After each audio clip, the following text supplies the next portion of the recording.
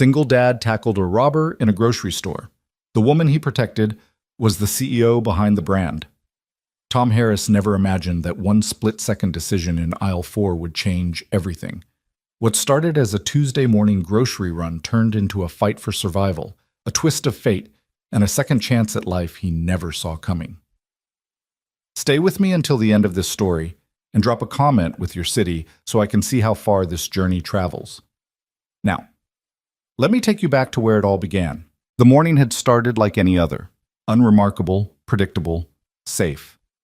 Tom Harris stood in his small kitchen, the kind with chipped countertops and a refrigerator that hummed too loud, pouring milk into Sophie's cereal bowl. His daughter sat at the table, legs swinging beneath her chair, her backpack already zipped and waiting by the door. "Dad, we're out of the good cereal," Sophie said, poking at the generic flakes with her spoon. Tom glanced at the clock, 7:15. School started at 8. He had exactly 45 minutes to drop her off, grab something decent for breakfast, and make it to his shift at the warehouse. The math was tight, but doable. "We'll stop at Green Mart on the way," he said, rinsing his coffee mug in the sink. 5-minute stop, in and out. Sophie grinned, the gap where her front tooth used to be making her look even younger than 8. "Can we get the one with the marshmallows?" "We'll see," Tom said, which was dad code for probably not, but I don't want to argue before school. He grabbed his jacket, a faded Marine's hoodie he'd worn thin over the years, and his keys. The morning air was crisp when they stepped outside, the kind of cool that promised a warm afternoon. The neighborhood was quiet, rows of modest homes with chain-link fences and cars that had seen better days. It wasn't much, but it was theirs. Sophie climbed into the back seat of his old Chevy pickup, buckling herself in without being asked. Tom caught her eye in the rearview mirror and felt that familiar tug in his chest, the one that reminded him he was doing this alone, and that every decision mattered twice as much because of it. "You excited about the field trip on Friday?" he asked, pulling onto the main road. "Yeah, we're going to the Science Museum. Mrs. Patterson said we get to see real dinosaur bones. That's awesome, kiddo. Are you going to be able to come?" Tom's jaw tightened. He'd requested the day off 2 weeks ago, but his supervisor had been vague about approving it. The warehouse job paid just enough to cover rent, groceries, and the occasional emergency, but it didn't come with flexibility. "I'm working on it," he said. Sophie didn't push. She'd learned not to. Green Mart appeared on the left, a mid-sized grocery store with a green and white awning and a parking lot that was half full. Tom pulled into a spot near the entrance, killed the engine, and turned to Sophie. "Quick trip, okay? No wandering." "Okay, Dad." The automatic doors slid open with a mechanical hiss. Inside, the store smelled like fresh bread and floor cleaner. Fluorescent lights buzzed overhead, casting everything in that sterile grocery store glow. A handful of customers moved through the aisles, a woman with a baby in a cart, an older man reading the back of a soup can, a teenager stocking shelves. Tom grabbed a basket and made a beeline for aisle 9. Sophie trotted beside him, her sneakers squeaking on the linoleum. "There," she said, pointing at the brightly colored boxes of cereal on the top shelf. "The one with the unicorn." Tom reached up and grabbed it, tossing it into the basket, along with a gallon of milk and a loaf of bread. Simple, efficient, exactly the kind of errand that shouldn't take more than 10 minutes. They headed toward the checkout lanes. Only 2 were open. Tom picked the shorter line, 3 people ahead of them. Sophie leaned against the cart divider, humming a song she'd learned in music class. That's when Tom noticed the woman. She stood 2 lanes over, waiting with a small basket of her own. She was dressed sharply, too sharply for a Tuesday morning grocery run. White blazer, tailored black pants, heels that clicked softly when she shifted her weight. Her dark hair was pulled back in a sleek ponytail, and she carried herself with the kind of confidence that came from years of knowing exactly who she was. Tom didn't think much of it. People dressed however they wanted. Maybe she had a meeting after this. Maybe she just liked looking put together. It wasn't his business. The line moved. Tom set the basket on the conveyor belt. The cashier, a young woman with braces and a name tag that read Jenna, started scanning items. "Find everything okay?" Jenna asked, her voice cheerful in that retail-mandated way. "Yeah, thanks," Tom said. Sophie tugged on his sleeve. "Dad, can I get gum?" "Not today, Soph. But not today. She huffed, but didn't argue further. Tom pulled his wallet from his back pocket, counting the bills inside. $43 until Friday. Enough for gas and maybe one more grocery run if he stretched it. That's when the glass shattered. The sound was so sudden, so violent, that for a moment Tom's brain couldn't process it. It was like the world had split open. Customers screamed. Jenna stumbled backward, knocking over a display of candy bars. Tom's head snapped toward the entrance. A man in a black ski mask stood just inside the doorway, one hand gripping a crowbar, the other holding a semi-automatic pistol. His chest heaved, his movements jittery, like he was running on adrenaline and something else, something chemical. "Everybody down, now!" the man shouted, his voice cracking. "On the ground! Hands where I can see them!" The store erupted into chaos. Shoppers dropped to the floor, some scrambling behind shelves, others freezing in place. The teenager stocking shelves bolted toward the back of the store. The older man near the soup cans pressed himself flat against the tile, hands over his head. Tom's training kicked in before his conscious mind could catch up. He'd been a Marine for 6 years, served 2 tours overseas. Seen things that still woke him up at night, drenched in sweat, reaching for a weapon that wasn't there. That part of his life was supposed to be over. He was a dad now, a civilian. But the instincts didn't die. They hibernated. And now they roared awake. Tom's first thought was Sophie. He turned, grabbed her by the shoulders, and pulled her down behind the checkout counter. She was trembling, her eyes wide with terror. "Dad!" "Shh," Tom whispered, pressing a finger to his lips. "Stay here. Don't move. Don't make a sound." "I'm scared." "I know, baby. I know. But you need to stay quiet. Can you do that for me?" Sophie nodded, tears streaming down her cheeks. Tom's heart was a war drum in his chest. He peered around the edge of the counter, assessing the situation. The gunman was moving deeper into the store now, waving the pistol at anyone who dared to look up. He was rail-thin, his movements erratic. Addict, Tom thought. Desperate, unpredictable. "Where's the manager?" the man screamed. "I want the manager! Open the safe! Open it now or I start shooting!" Jenna whimpered, her hands shaking as she slowly raised them.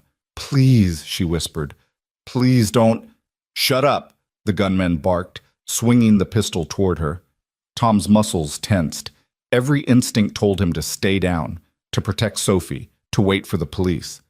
But then he saw the woman in the white blazer. She was still standing. Maybe she'd frozen. Maybe she hadn't processed what was happening, but she was upright, visible, and the gunman was looking right at her. "You!" the man said, stalking toward her. "Yeah, you in the fancy clothes. Bet you got money. Hand over your purse. Now." The woman's voice was calm, too calm. "I don't want any trouble." "Then give me the damn purse." She reached for her bag slowly, carefully, like she was trying not to spook a wild animal, but her hands were shaking. The gunman grabbed her by the arm, yanking her forward. The woman gasped, stumbling in her heels. And that's when something inside Tom snapped. He didn't think. Thinking got you killed. He moved. Tom launched himself from behind the counter, his body low, his weight centered. The gunman's back was turned. 3 seconds. That's all Tom had. 2 seconds. 1. Tom's shoulder slammed into the gunman's ribs with the force of a freight train. The 2 men crashed into a shelf stacked with canned goods.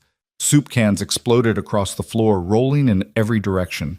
The gun flew from the man's hand, skittering across the tile like a deadly top. "Get down!" Tom roared at the woman. She didn't need to be told twice. She dropped to the floor, dragging her purse with her. The gunman thrashed beneath Tom, clawing at his face, his jacket, anything he could reach. Tom pinned him with one knee, grabbing the man's wrists and slamming them against the tile. "Stay down," Tom growled.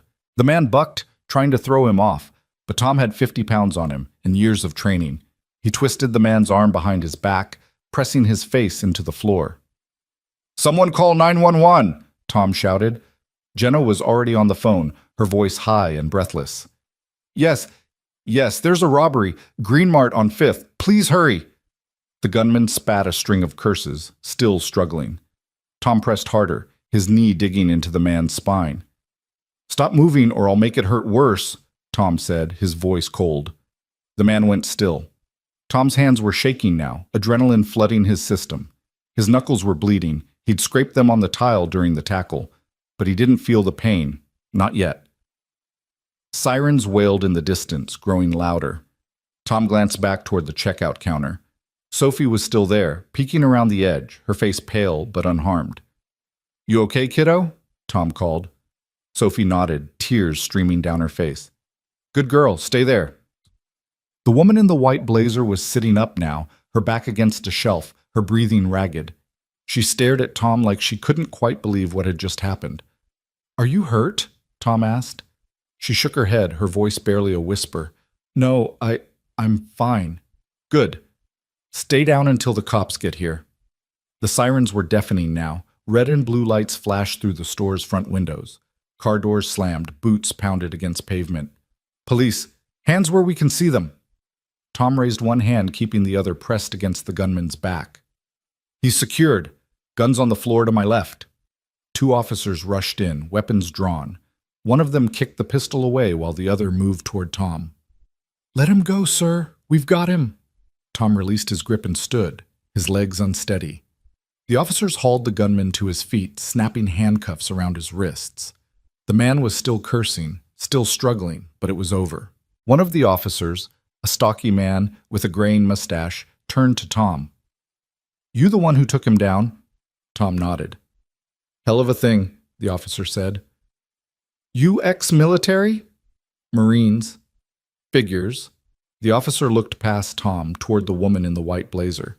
She was standing now, brushing dust off her pants. "Ma'am, are you injured?" "No," she said, her voice steadier now. "Thanks to him." She walked toward Tom, her heels clicking softly. Up close, Tom could see the fear still lingering in her eyes, the way her hands trembled even as she tried to compose herself. "You saved my life," she said, her voice cracking. I don't even know your name." "Tom Harris." "Charlotte," she said. "Charlotte Wynne." She extended her hand. Tom shook it, his palm rough against her smooth skin. "Just did what anyone would do," Tom said, suddenly aware of the crowd staring at them. "No," Charlotte said firmly. "Not anyone. Most people would have stayed down. You didn't." Tom felt heat rise to his face. He wasn't good with compliments. Never had been. "I need to check on my daughter," he said, pulling his hand away. "Of course," Charlotte said quickly. "Of course. Thank you. Really." Tom nodded and turned back toward the checkout counter. Sophie was already running toward him, her small arms wrapping around his waist. Dad, you were so brave." Tom knelt down, pulling her into a tight hug. "You okay, Soph?" "I was scared," she whispered. "I know, me too." "But you stopped him." "Yeah, I did." Sophie pulled back, looking up at him with wide eyes. "Are we still going to school?" Tom laughed, a short, breathless sound. "Yeah, kiddo, we're still going to school." He stood, taking her hand. The store was still buzzing with activity, paramedics checking on customers, officers taking statements, employees trying to make sense of the wreckage. Tom just wanted to leave, to get Sophie somewhere safe, to pretend this morning had never happened, but as he walked toward the exit, he felt Charlotte's eyes on him. He glanced back. She was standing near the shattered entrance, talking to one of the officers, but her gaze was fixed on Tom. There was something in her expression, gratitude, yes, but something else too. Something Tom couldn't quite name. He gave her a small nod, then led Sophie out into the parking lot. The cool morning air hit him like a slap, grounding him. His hands were still shaking. His shirt was torn at the shoulder. His knuckles were bleeding. But Sophie was safe. That was all that mattered. Tom opened the truck door and helped Sophie into the back seat. She was quiet now, staring out the window. "Dad?" she said softly. "Yeah?" "That lady, the one you saved, she seemed really important." Tom started the engine. "Maybe." "Do you think we'll see her again?" Tom glanced in the rearview mirror, catching Sophie's reflection. "I don't know, kiddo. Probably not." He pulled out of the parking lot, leaving Green Mart behind. He had no idea how wrong he was. The rest of that Tuesday passed in a blur of paperwork and phone calls Tom didn't want to make. After dropping Sophie at school, 20 minutes late, with a hastily scribbled note explaining the delay, he'd driven straight to the police station to give his official statement.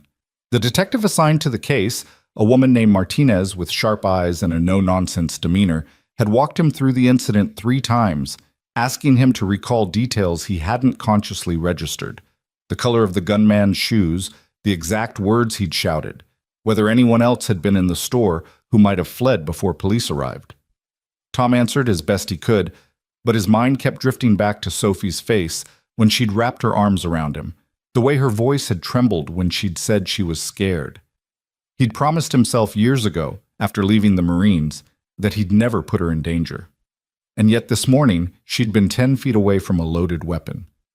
"Mr. Harris?" Tom blinked, refocusing on Detective Martinez. "Sorry, what?" "I asked if you'd ever seen the suspect before today." "No, never." Martinez nodded, making a note on her tablet. "The store's security footage confirms your account. Clean takedown. Textbook, actually. You probably saved lives today." Tom shifted in his chair. "I just reacted." "Well, your reaction kept a bad situation from getting worse." She set the tablet down and leaned back, studying him. "You know, we're always looking for people with your kind of training. Ever thought about joining the force?" Tom had heard variations of this question a dozen times since leaving the military. Police departments, private security firms, even a buddy who ran a bail bonds operation. They all saw his resume and assumed he'd want to keep doing what he'd been trained to do. "I've got a daughter," Tom said simply. "Can't risk not coming home." Martinez's expression softened. "Fair enough." She stood, extending her hand. "You're free to go. We'll be in touch if we need anything else, but I don't anticipate that. The suspect's got priors for armed robbery. This is pretty open and shut." Tom shook her hand and left, stepping out into the afternoon sunlight. His truck was parked across the street, looking even more battered in the harsh daylight.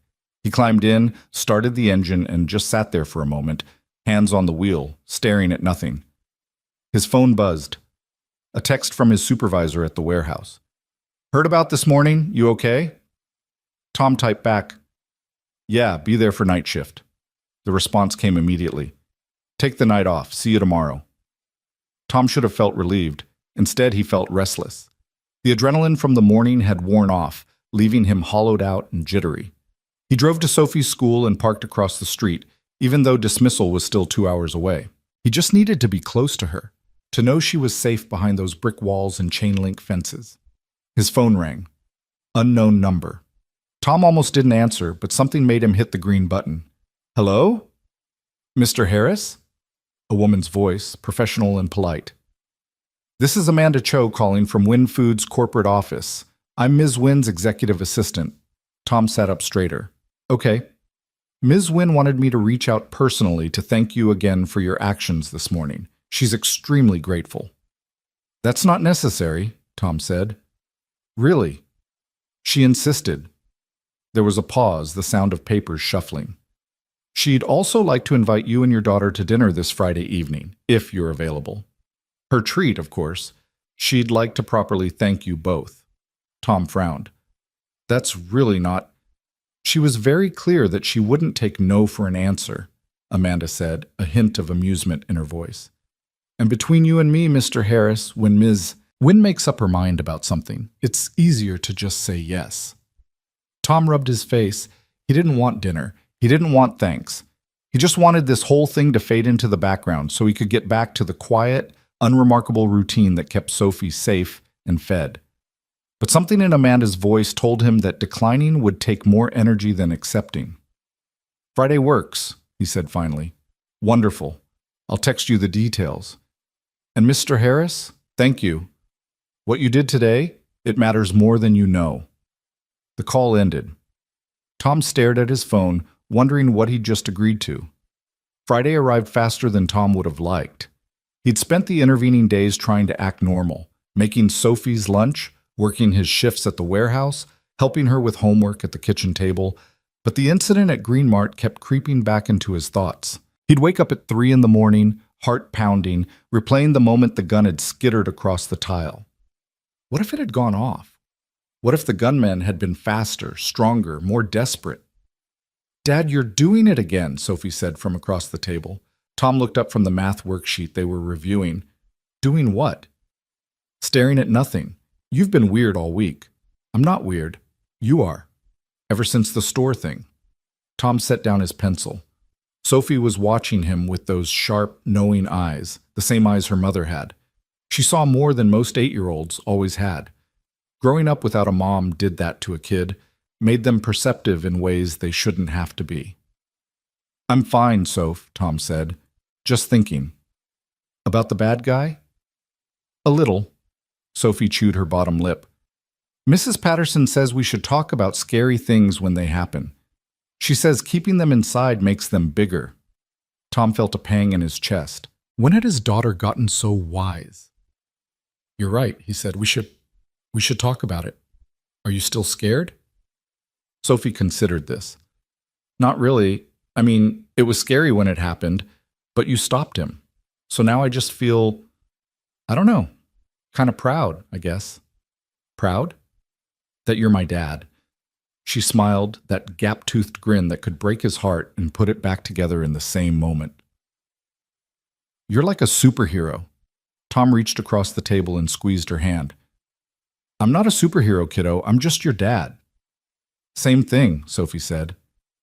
That night, Tom pulled out the only dress shirt he owned, a blue button-down he'd bought for a cousin's wedding 3 years ago, and tried to remember the last time he'd been to a nice restaurant. Sophie wore her Sunday dress, the yellow one with the white flowers, and insisted on wearing her light-up sneakers even though Tom suggested her nicer shoes.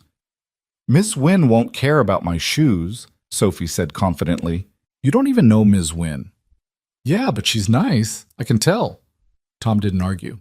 They climbed into the truck and headed downtown, following the GPS directions Amanda had texted him. The restaurant was called Artisan, one of those places with a name that didn't explain what kind of food they served, and prices that probably didn't appear on the menu. Tom pulled up to the valet stand and hesitated. "You need valet parking, sir?" a young man in a black vest asked, approaching the driver's side window. Tom glanced at his truck. The dented bumper, the rust spot on the door, the check engine light that had been on for 6 months. Yeah, thanks." He helped Sophie out and handed the keys to the valet, who gave the truck a polite smile that didn't quite hide his surprise. Tom straightened his shirt, took Sophie's hand, and walked through the glass doors into a world that felt nothing like his own. The interior was all dark wood and soft lighting, with tables spaced far enough apart that conversations remained private. A piano played somewhere in the background, the melody smooth and unobtrusive. Well-dressed couples sipped wine and murmured over plates of food Tom couldn't identify. A hostess approached, clipboard in hand. "Good evening. Do you have a reservation?" "Harris, we're meeting Charlotte Wynne." The hostess's professional smile brightened. "Of course, Ms. Wynne is already here. Right this way." She led them through the dining room to a corner booth near the windows. Charlotte stood as they approached, and Tom felt that same jolt of recognition from the grocery store, the put-together elegance, the sharp intelligence in her eyes. But tonight, she looked different, softer somehow. She wore a simple black dress instead of her usual business attire, and her hair fell loose around her shoulders. "Tom," she said warmly, extending her hand. "Thank you so much for coming." "Thanks for inviting us," Tom said, shaking her hand. He gestured to Sophie. "This is my daughter, Sophie." Charlotte knelt down to Sophie's level, her smile genuine. "Hi, Sophie. I've heard you were very brave on Tuesday." Sophie tucked herself against Tom's side, suddenly shy. "I just did what Dad said." "That's still brave," Charlotte said. She straightened and gestured to the booth. "Please sit. Order anything you want. Tonight's on me." They slid into the booth, Tom positioning himself so Sophie was between him and the window. A waiter appeared immediately, reciting specials Tom barely understood, words like reduction and aioli and sous vide. Tom glanced at Sophie, who looked equally lost. "The chicken parmesan is excellent," Charlotte offered. "Very kid-friendly." Sophie perked up. "I like chicken." "Then that's what you should get," Charlotte said. Tom ordered the same, not trusting himself to pronounce half the items on the menu. Charlotte ordered something with lamb and rosemary, along with a bottle of wine for herself and sparkling water for the table. When the waiter left, an awkward silence settled over the table. Tom wasn't good at small talk, never had been. Charlotte seemed to sense this and jumped in. "So, Sophie," she said, "what grade are you in?" "Third," Sophie said, gaining confidence. "I'm 8. Third grade. That's a good year. What's your favorite subject?" "Science. We're learning about the solar system." "That's wonderful. Do you have a favorite planet?" "Saturn. Because of the rings." Charlotte smiled. "Saturn's a great choice. When I was your age, I loved Jupiter because of the great red spot. It seems so mysterious." Sophie's eyes widened. "Do you like space?" "I do. I actually wanted to be an astronaut when I was younger." "Really? What happened?" Charlotte laughed. "I discovered I got motion sickness very easily. Turns out that's not ideal for space travel." Sophie giggled, and Tom felt something in his chest loosen. Charlotte was good with kids, natural in a way that didn't feel forced or condescending. She asked Sophie about her teachers, her friends, her favorite books, and listened to the answers like they mattered. The food arrived, and for a while they ate in companionable silence. Tom had to admit the chicken parmesan was the best he'd ever tasted. Sophie devoured hers, pausing only to tell Charlotte about the field trip to the science museum she was excited about. "That sounds amazing," Charlotte said. "Are you going with her, Tom?" Tom set down his fork. "I'm trying. Work's been complicated." Charlotte's expression shifted, something sharp and assessing flickering behind her eyes. "Where do you work?" "Warehouse on the east side. Night security." "Do you like it?" Tom shrugged. "It pays the bills." "That's not what I asked." Tom met her gaze. There was no judgment there, just curiosity. "No," he said honestly. "I don't like it. But it's what's available for someone with my background and my schedule." "Your background being military?" "Marines. 6 years." Charlotte nodded slowly. "And you left because—" Tom glanced at Sophie, who was focused on cutting her chicken into precise squares. "Because I became a single dad," he said quietly, "and deployments don't exactly work with custody arrangements." Understanding flickered across Charlotte's face. She didn't ask about Sophie's mother, didn't press for details Tom wasn't ready to share. She just nodded and said, "That must have been a difficult choice." It was the only choice. The waiter returned to clear their plates and offer dessert. Sophie's eyes lit up when she heard the word chocolate lava cake, and Charlotte ordered one for them to share. When the waiter left, Charlotte leaned back in the booth, studying Tom with an intensity that made him uncomfortable. "Can I ask you something?" she said. "Sure." "Why did you tackle that man on Tuesday?" Tom frowned. "Because he had a gun." "A lot of people see guns and stay down. It's the smart thing to do. So why didn't you?" Tom was quiet for a moment, choosing his words carefully. "I spent 6 years being trained to run toward danger instead of away from it. That doesn't just turn off when you come home. And when I saw him grab you—" He trailed off, shaking his head. "I couldn't just watch." "Even though you had Sophie with you?" "Especially because I had Sophie with me. What kind of man would I be if I taught her to stand by while someone else got hurt?" Charlotte's expression softened. "You're a rare kind of person, Tom Harris." "I'm really not." "Yes," Charlotte said firmly. "You are." The lava cake arrived, and Sophie dug in with enthusiasm, getting chocolate on her nose within the first bite. Charlotte laughed, and Tom found himself smiling despite the strange weight of the conversation. "I want to tell you something," Charlotte said, her tone shifting to something more serious, "about who I am." Tom wiped Sophie's face with a napkin. "You already told me, Charlotte Wynn." "I did, but I didn't tell you what that means." She paused, as if gathering her thoughts. "Wynn Foods is the parent company of Green Mart and about 40 other grocery chains across the country. I inherited the business from my father 5 years ago." Tom's hand stilled. "You own Green Mart?" "I own the company that owns Green Mart, yes." Tom sat back, processing this. "So when that guy tried to rob your store—" "He had no idea who I was. I was just another customer to him. But the truth is I'd stopped by that morning to do a random inspection. It's something I do a few times a month, show up unannounced, walk the aisles, talk to employees. I like to see my stores the way customers see them."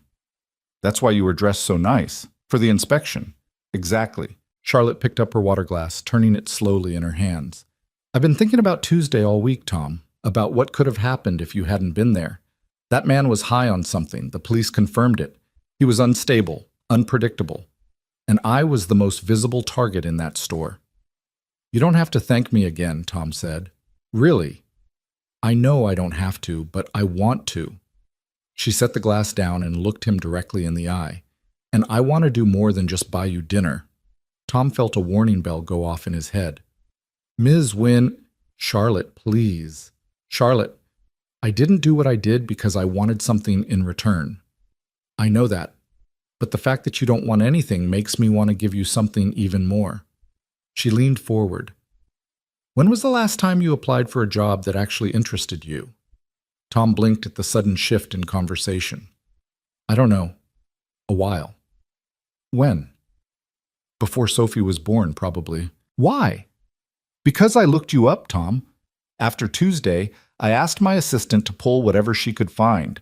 Honorable discharge from the Marines, commendations for leadership, advanced training in security operations. You're overqualified for night shifts at a warehouse. Tom's jaw tightened. I appreciate the research, but I'm not trying to offend you. I'm trying to understand why someone with your skills is working a job that barely pays above minimum wage. Because no one wants to hire a single dad who needs to be home by 7 every morning to make breakfast and drop his kid at school, Tom said, his voice harder than he intended. Because flexible schedules don't exist in careers that actually pay well. Because every interview I've had in the past 3 years ends the same way. We'll call you. And then they never do. The words came out harsher than he'd meant them to, and he immediately regretted it. This woman had invited them to a nice dinner, and here he was unloading his frustrations like she was his therapist. But Charlotte didn't flinch.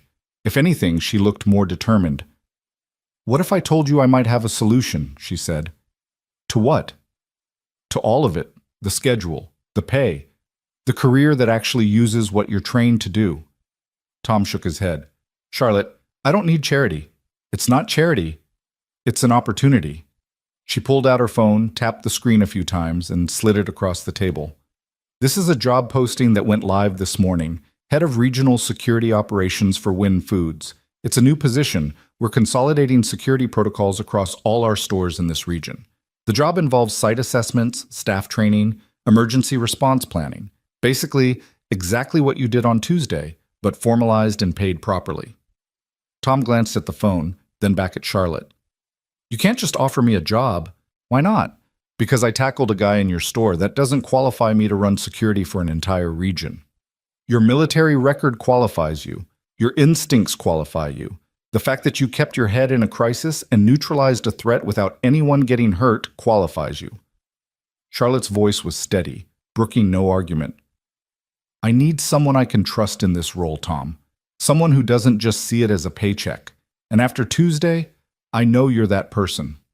Tom looked down at Sophie, who had chocolate smeared on her cheek and was watching the conversation with wide, curious eyes. What's the catch? He asked quietly. No catch. The position comes with full benefits, health, dental, vision, 401k matching. The salary is competitive and the hours are flexible. You'd work primarily during school hours with the occasional evening meeting, but nothing that would prevent you from being home for Sophie. It sounded too good to be true, which meant it probably was. I need to think about it, Tom said. Charlotte nodded. Of course. Think about it over the weekend. But Tom, I want you to really consider this, not as a favor, not as charity, but as a legitimate opportunity that you've earned. The waiter brought the check, which Charlotte signed without even glancing at the total. They walked out together, the cool evening air a relief after the warmth of the restaurant. The valet brought Tom's truck around and Charlotte walked them to it. Thank you for coming tonight, she said. Both of you. Sophie, emboldened by chocolate cake and good conversation, stepped forward and hugged Charlotte around the waist. Charlotte looked surprised for a moment, then wrapped her arms around the little girl, her expression softening in a way Tom hadn't seen before. Thank you for the cake, Sophie said, pulling back.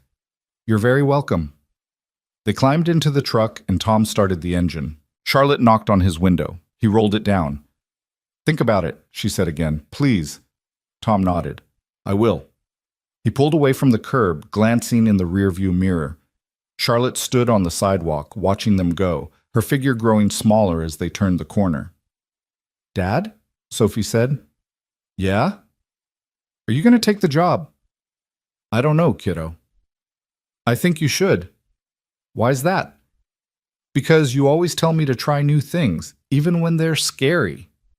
Tom smiled despite himself. "When did you get so smart?" "I've always been smart. You just don't always listen." That weekend, Tom barely slept. He pulled up the job posting Charlotte had shown him and read it a dozen times. The requirements matched his background almost perfectly.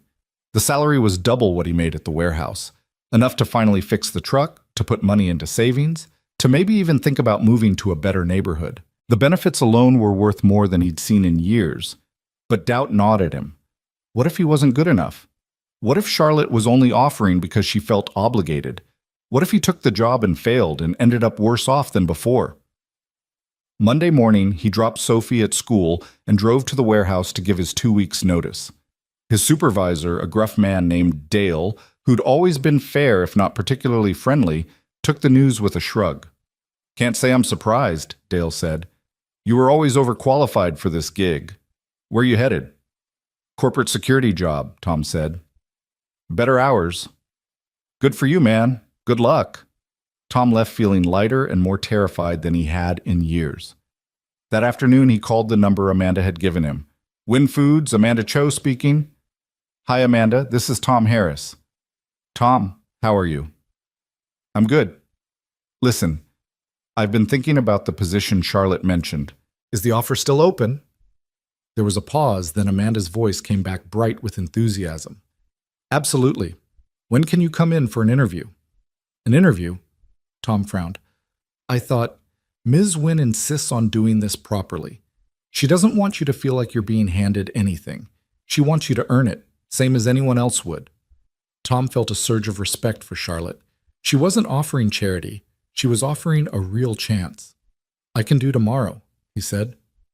"Late morning?" "Perfect. I'll send you the address. And Tom, don't be nervous. You've got this." Tuesday morning, Tom put on his blue dress shirt for the second time in a week and drove downtown to the Wynn Foods corporate office. The building was sleek and modern, all glass and steel, rising 15 stories above the street. Tom parked in the visitor lot and took the elevator to the 10th floor, where Amanda greeted him with a warm smile. "Right this way, Tom. Ms. Wynn is expecting you."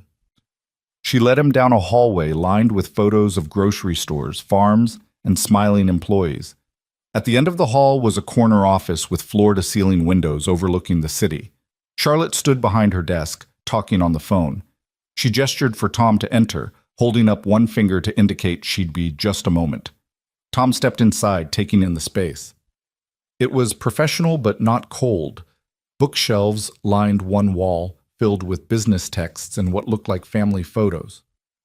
A small sitting area near the windows held 2 chairs and a coffee table. Charlotte ended her call and came around the desk, extending her hand. "Tom, thank you for coming." "Thanks for seeing me."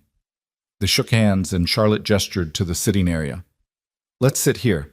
This doesn't need to be a formal interrogation." Tom sat, and Charlotte took the chair across from him. She had a folder in her lap, his resume, he realized, along with what looked like his military records. "I've reviewed your background," Charlotte began. "It's impressive. 6 years active duty, 2 tours overseas, training in tactical operations, leadership roles. Why did you leave?" Tom had expected this question. "I became a single father. The military and custody don't mix well." "Sophie's mother?" "Died when Sophie was 2, car accident." Charlotte's expression shifted, sympathy flickering across her face. "I'm so sorry." Tom nodded, the old grief surfacing briefly before he pushed it back down. "It's been 6 years. We're doing okay." "I can see that. Sophie's a wonderful kid." "She is." Charlotte consulted her notes. "Since leaving the military, you've worked primarily in warehouses and overnight security positions, mostly minimum wage or slightly above. Why haven't you pursued security management roles?" "Because they require availability that I don't have. Night shifts, weekends, on-call hours. I can't do that to Sophie." Understood. Charlotte set the folder aside and leaned forward. Let me tell you what this role actually entails. Win Foods operates 43 stores across this region. Right now, each store handles its own security, local contracts with different companies, no standardized protocols, no oversight. It's inefficient and, as we saw last week, potentially dangerous. I want to change that. Tom listened, his interest growing. I want someone who can assess our current security measures, identify weaknesses, develop comprehensive protocols, and train staff across all locations. Someone who can respond to incidents, coordinate with law enforcement, and ensure that what happened last Tuesday never happens again. Or if it does, that we're prepared. That's a big job, Tom said. It is, which is why I need the right person. Someone with tactical training, leadership experience, and the ability to think clearly under pressure. Charlotte met his gaze. Someone like you. What about my schedule? Sophie gets out of school at 3. Most of your work would happen during business hours, site visits, meetings, training sessions. There might be occasional evenings, but we'd work around your schedule. And if an emergency happens, we have other staff who can respond. Tom processed this. It was exactly what he'd been looking for, the kind of role that matched his skills and his needs. But the doubt crept back in. Why me? He asked. You could hire someone with corporate security experience, someone who knows your industry. I could, Charlotte agreed. But they wouldn't have stopped that robbery. They wouldn't have risked themselves to protect a stranger. This job isn't just about writing protocols and conducting audits, Tom. It's about genuinely caring whether people are safe, and you've already proven you do. Tom was quiet, weighing his options. This was the chance he'd been waiting for, a real career, stability for Sophie, a future that didn't involve counting pennies until the next paycheck. When would I start? He asked. Charlotte's face broke into a smile. Is that a yes? It's a yes. Then you start Monday. Welcome to Win Foods, Tom. They shook hands again, and this time Tom felt the weight of the moment, the shift from one life to another, from survival mode to something more. Charlotte walked him to the door, promising that Amanda would send over all the paperwork. Tom, Charlotte said as he was leaving. He turned. Thank you for taking a chance on this. And on me. I think it's the other way around, Tom said. Maybe it's both. Tom left the office feeling like he was walking on air. He called Sophie's school from the parking lot, asking if he could pick her up early. When he arrived, Sophie came running out, confused but excited. What's wrong? She asked, climbing into the truck. Nothing's wrong. Everything's right. Tom pulled her into a hug. I got the job, Soph. Sophie squealed, wrapping her arms around his neck. Really? Really. Does that mean we can get the good cereal now? Tom laughed, the sound breaking free from a place deep in his chest. Yeah, kiddo, we can get the good cereal. They drove to Green Mart, the same store where everything had changed a week ago. Tom parked near the entrance and they walked in together. The shattered glass had been replaced, the shelves restocked. It looked like nothing had ever happened, but everything had. Tom grabbed a cart and let Sophie pick whatever cereal she wanted. The one with marshmallows, the one with chocolate, the one shaped like stars. He didn't care about the cost. For the first time in years, he didn't have to. As they walked through the aisles, Tom felt eyes on him. A few employees whispered, nodding in his direction. One of them, the cashier, Jenna, from that morning, waved shyly. You're a hero, Sophie said, noticing the attention. I'm not a hero. I'm just your dad. Same thing, Sophie said again, grinning. They checked out, and as Tom loaded the bags into the truck, his phone buzzed. A text from Charlotte. Congratulations. See you Monday. And Tom, thank you again for everything. Tom smiled, pocketing his phone. Monday couldn't come fast enough. Monday arrived with the kind of nervous energy Tom hadn't felt since his first day of boot camp. He'd been up since 5, unable to sleep, running through mental checklists of everything he needed to remember. Sophie had noticed his restlessness at breakfast, watching him pace the kitchen while his coffee grew cold. You're going to do great, Dad, she'd said, spooning cereal into her mouth. Just be yourself. That's what I'm worried about, Tom had muttered, but he'd smiled when he said it. Now he stood in the lobby of the Win Foods building, wearing the one suit he'd bought over the weekend, charcoal gray, off the rack from a department store, but it fit well enough. Amanda had sent him a detailed email outlining his first day. Orientation at 8, meetings with department heads at 9 and 10, lunch with Charlotte at noon, then an afternoon tour of the nearest Green Mart location. The elevator doors opened on the 10th floor, and Amanda was waiting with that same warm smile. "Tom, right on time. How are you feeling?" "Terrified," Tom admitted. Amanda laughed. "That's normal. Come on, let's get you set up." She led him through a maze of hallways to a small office near the back of the building. It wasn't large, just enough room for a desk, 2 chairs, and a filing cabinet. But it had a window that looked out over the parking lot, and there was a photo frame on the desk waiting to be filled. "This is yours," Amanda said. "Computer's already set up with your login credentials. HR will come by in about 20 minutes to get your paperwork sorted. Any questions?" Tom looked around the space, still not quite believing it was real. "No, thank you." "Don't thank me. You earned this." Amanda checked her watch. "I'll come get you when it's time for your first meeting. In the meantime, make yourself comfortable." She left, closing the door behind her. Tom stood in the center of the office, taking it in. His own space. His own desk. A job where people called him by his name instead of just the night guy. He sat down, the chair creaking slightly under his weight, and logged into the computer. His inbox was already full. Welcome messages from various departments, training modules to complete, security reports from the past 6 months flagged for his review. Tom opened the first report and started reading, his military training kicking in as he analyzed incident patterns and response times. 20 minutes passed in what felt like 5. A knock on the door pulled him from the data. "Come in." A woman in her 50s entered, carrying a stack of folders. "Tom Harris, I'm Patricia from HR. Ready to make this official?" The paperwork took longer than expected. Tax forms, direct deposit authorizations, benefits elections, emergency contacts. Patricia walked him through each document with practiced efficiency, explaining insurance options and retirement contributions in terms that actually made sense. When they reached the emergency contacts section, Tom hesitated. "Just put Sophie's school," he said. "And my neighbor, Mrs. Chen. She watches Sophie sometimes." Patricia didn't ask about other family, about a partner or parents or siblings. She just wrote down the information and moved on, and Tom was grateful for her discretion. By the time they finished, it was 8:55.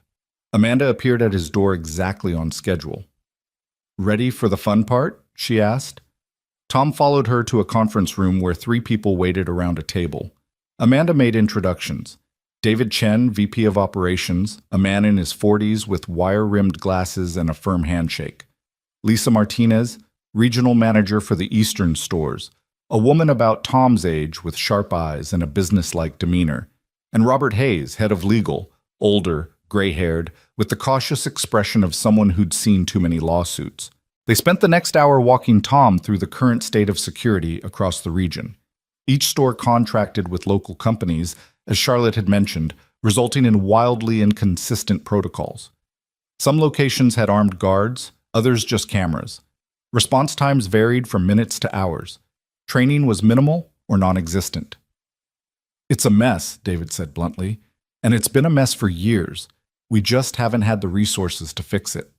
"Until now," Lisa added, looking at Tom, "Charlotte's been pushing for a unified security division for 2 years. What happened last Tuesday finally gave her the leverage to make it happen." Tom absorbed this, understanding dawning. The robbery hadn't just saved Charlotte's life, it had provided the catalyst for institutional change. "What's my budget?" Tom asked. Robert slid a folder across the table. "Initial allocation is here. It's generous, but not unlimited. Charlotte wants results, but she wants them done smartly." And Tom opened the folder and scanned the numbers. It was more than generous, it was transformative. With this kind of funding, he could implement real changes. "What about resistance?" Tom asked. "Store managers who don't want to change systems they're used to?" Lisa smiled grimly. "That's where I come in. I'll handle the politics, you handle the security. Between us, we'll get it done." The meeting ended with action items and timelines. Tom's head was spinning with information, but he felt energized rather than overwhelmed. This was real work, important work, the kind that actually mattered. At noon, Amanda escorted him to Charlotte's office.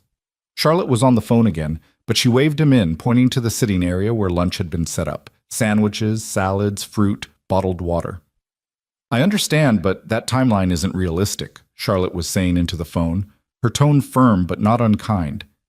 We need at least 6 weeks for proper implementation. Yes, I know what the board wants. Then the board needs to trust the people they hired to do this right. She ended the call and turned to Tom with an apologetic smile. Sorry, crisis of the day.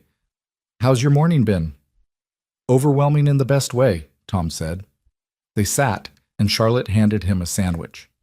David and Lisa can be intense, but they're good at what they do. If they seem skeptical, don't take it personally.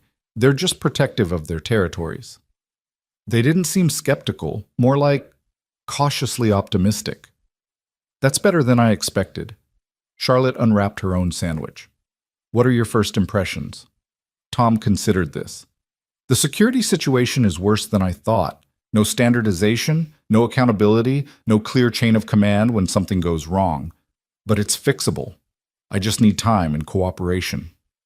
You'll have both. What do you need from me? Authority to make changes. When I recommend a new protocol or a different vendor, I need to know you'll back me up. Charlotte met his gaze. You have it. I hired you because I trust your judgment. Don't make me regret it. I won't.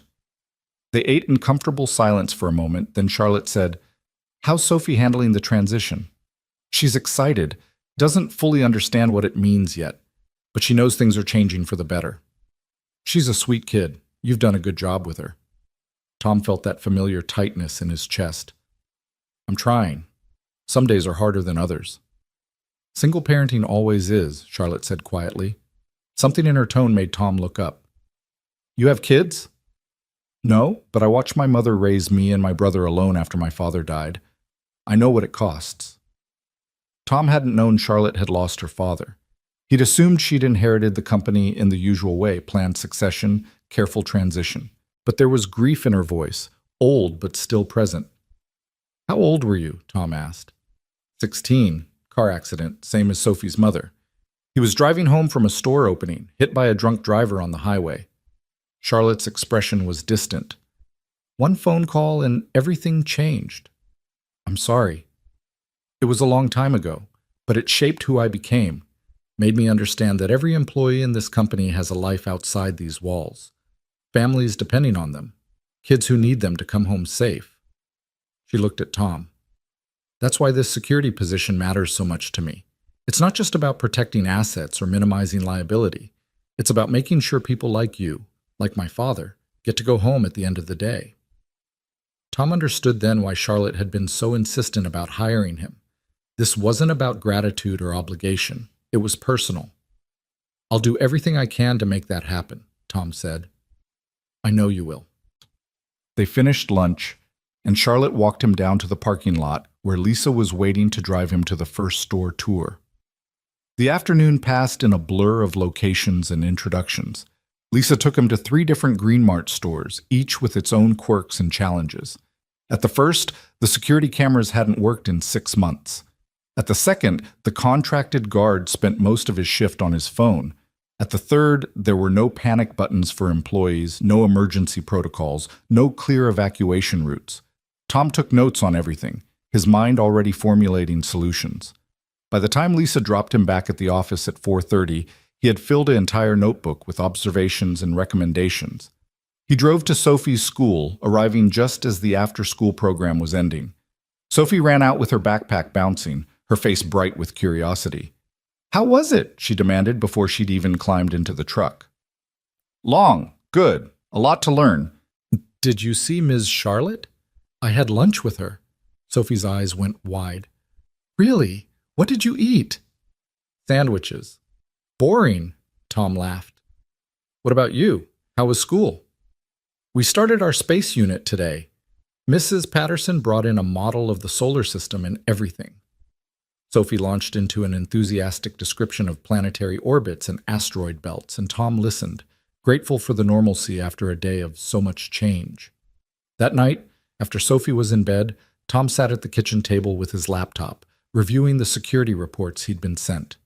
Incident logs from the past year painted a troubling picture. Shoplifting was constant, employee theft not uncommon, and there had been 3 armed robberies in the region in the past 6 months. The one at his Green Mart had just been the most recent. Tom created a spreadsheet categorizing incidents by type and location, looking for patterns. Certain stores were hit repeatedly. Others had gone years without major problems. The difference, he realized, wasn't location or demographics. It was management. Stores with engaged, trained staff had fewer incidents.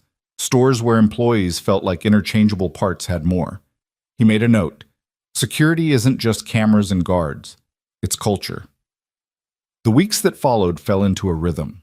Tom spent his days visiting stores, meeting with managers, assessing vulnerabilities. He developed checklists and protocols, wrote training manuals in clear, practical language, and began vetting security companies for a new regional contract. He worked closely with Lisa, who proved to be as competent as she was demanding, and with David, who had an encyclopedic knowledge of operations logistics. Charlotte checked in regularly, sometimes in scheduled meetings, sometimes in quick emails, occasionally in person when she was visiting stores. She never micromanaged, but she was always aware of his progress, offering support when he needed it, and space when he didn't. Sophie adjusted to their new routine with the resilience of children. She liked that Tom was home for dinner every night now, that he could help with homework without fighting exhaustion, that weekends felt less like survival and more like actual family time. They went to the Science Museum for her field trip, and Tom was there in the front row, taking pictures while Sophie explained the difference between asteroids and comets to anyone who would listen. One evening in late October, about 6 weeks into his new job, Tom was working late at the office, finalizing a contract proposal when Charlotte knocked on his door. "Burning the midnight oil?" she asked. Tom glanced at the clock. 7:15. "Sorry, I didn't realize how late it was. Sophie's at Mrs. Chen's. I should go get her." "Before you do, can I steal 5 minutes?" "Of course." Charlotte sat in the chair across from his desk, and Tom noticed she looked tired. Not physically, she was as polished as ever, but there was a weariness in her eyes that hadn't been there before. "I just came from a board meeting," she said. "They wanted an update on the security overhaul." Tom felt his stomach tighten. "How'd it go?"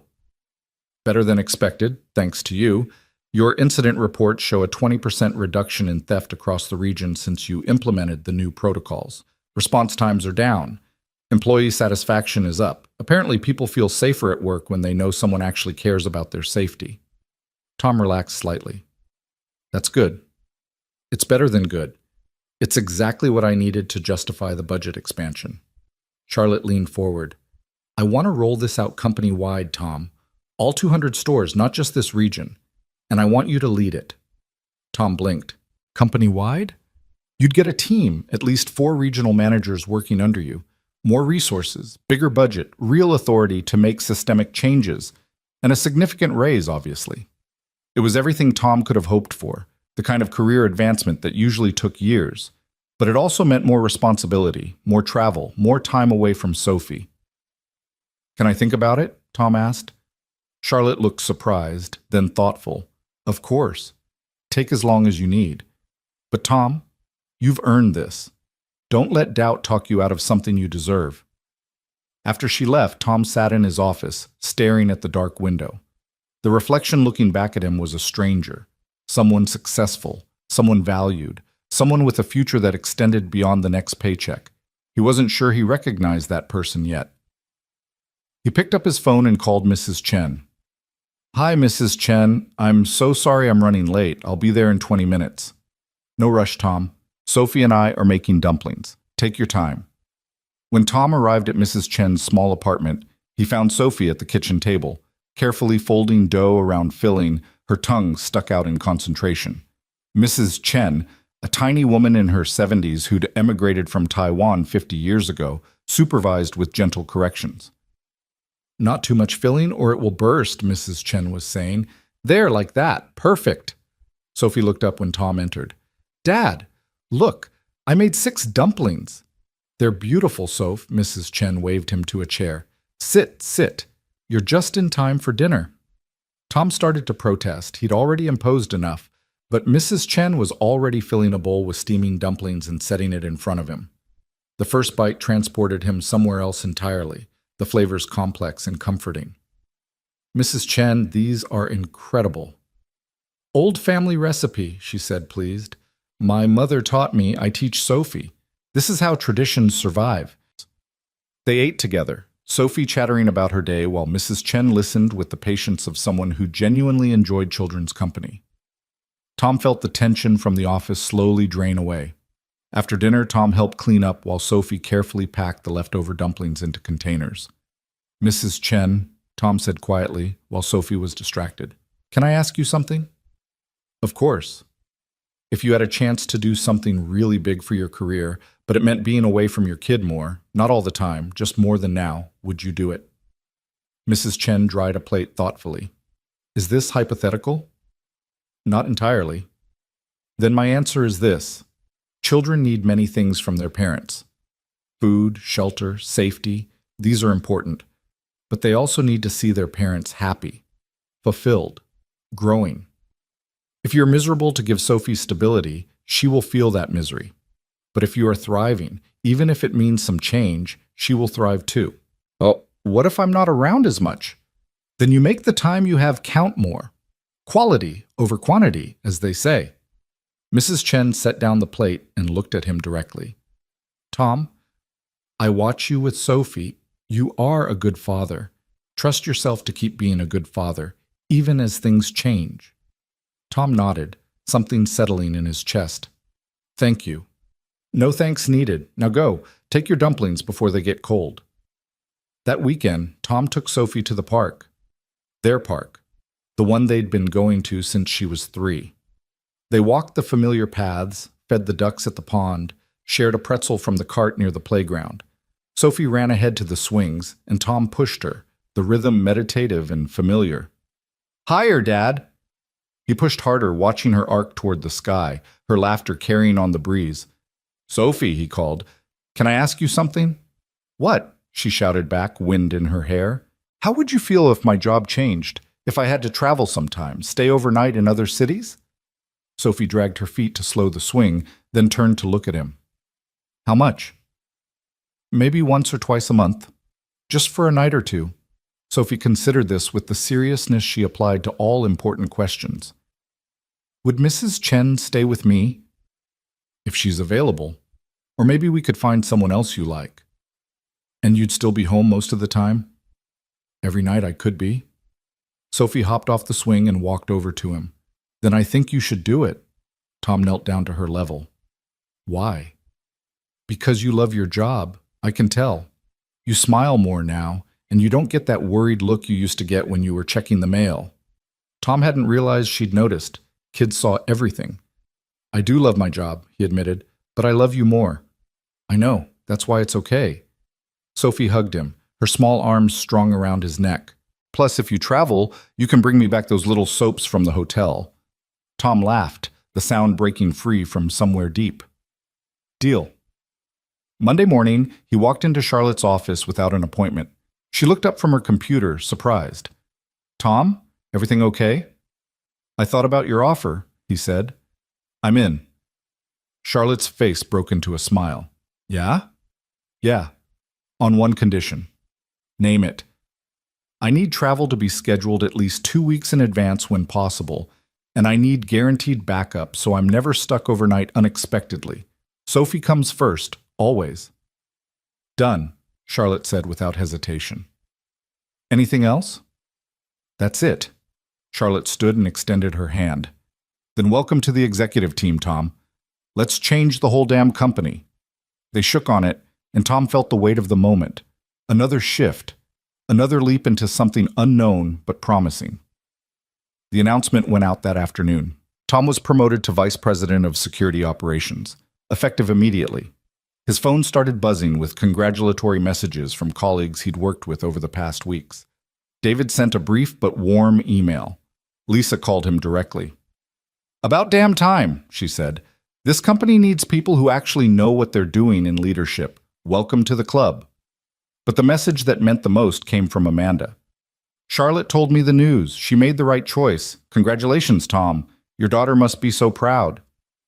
That evening, Tom picked up Sophie from school and drove her straight to the ice cream shop, the fancy one downtown that served sundaes in bowls the size of her head.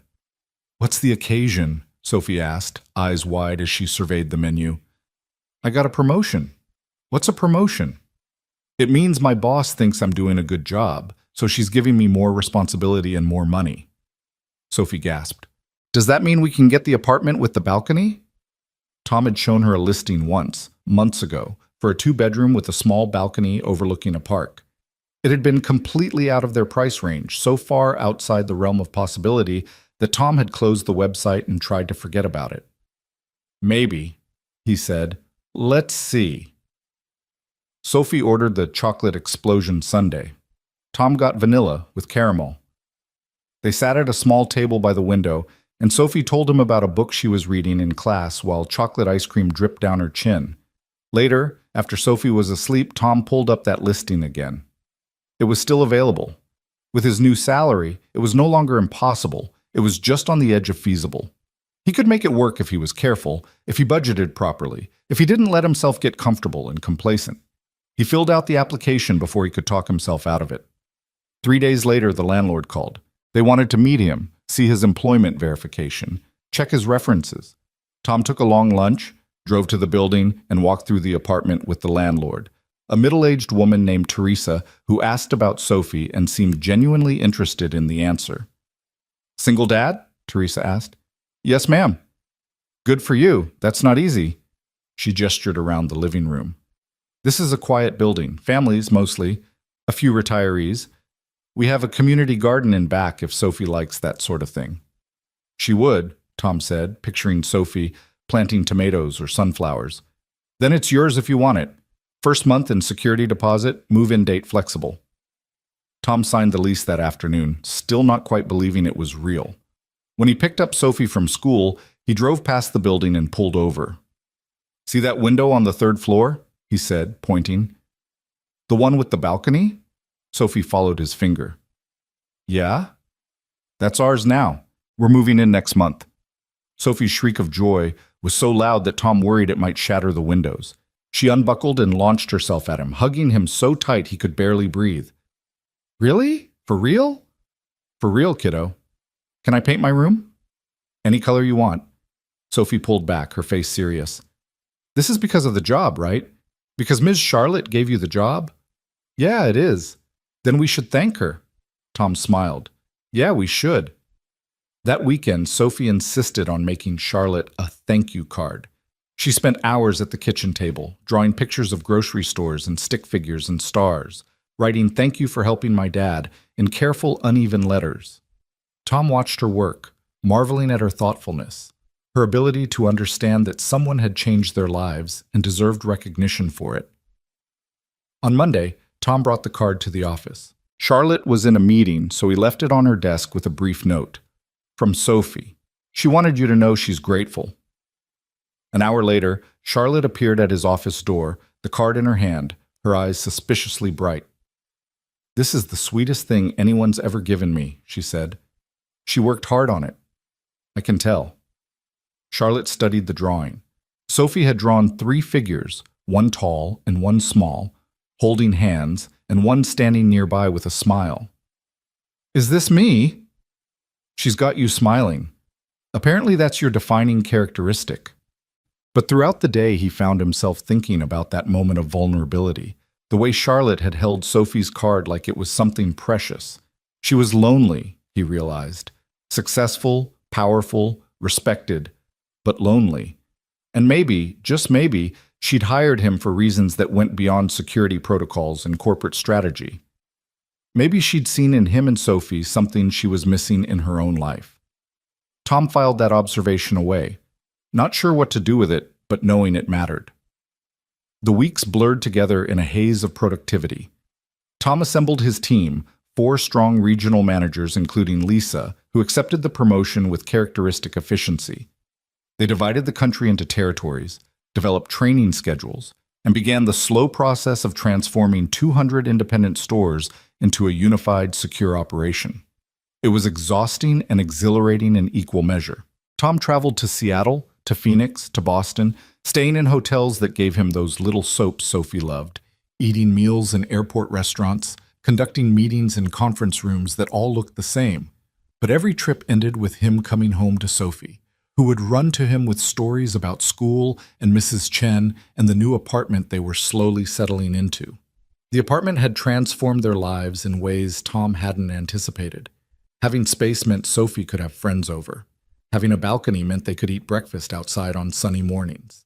Having a community garden meant Sophie was learning to grow things, coming home with dirt under her fingernails and pride in her voice.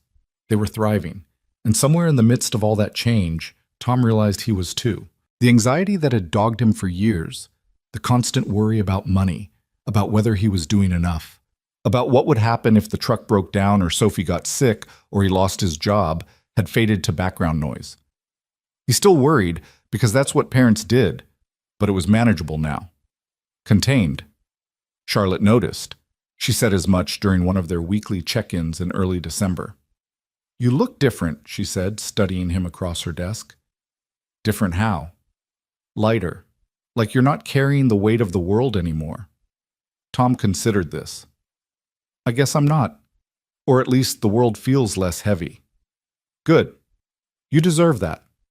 They talked business for a while, rollout timelines, budget adjustments, a minor incident at a store in Atlanta that Tom had already handled. But as the meeting wound down, Charlotte said, "Are you and Sophie doing anything for Christmas?" Tom shrugged. "Probably just us. We usually keep it low-key." "Would you be interested in not keeping it low-key this year?" Tom looked up, surprised. "What do you mean?" "I host a holiday party every year for the executive team and their families. Nothing fancy, just dinner and games and general festive chaos. I'd like you and Sophie to come." Tom hesitated. Office parties had never been his thing, and dragging Sophie to a work event felt awkward. But something in Charlotte's expression stopped him from declining outright.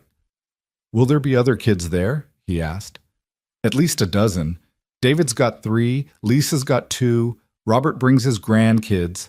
It's actually more of a children's party that adults happen to attend." "Then yeah, we'll come."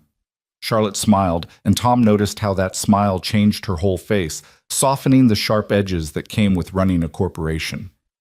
"Good," she said. "I'm glad." The week before Charlotte's holiday party, Tom found himself in an unfamiliar position, shopping for something to wear that wasn't work clothes or his worn Marines hoodie. Sophie had declared his usual wardrobe too boring for a fancy party, and somehow he'd let her drag him to the mall on a Saturday afternoon. "What about this one?"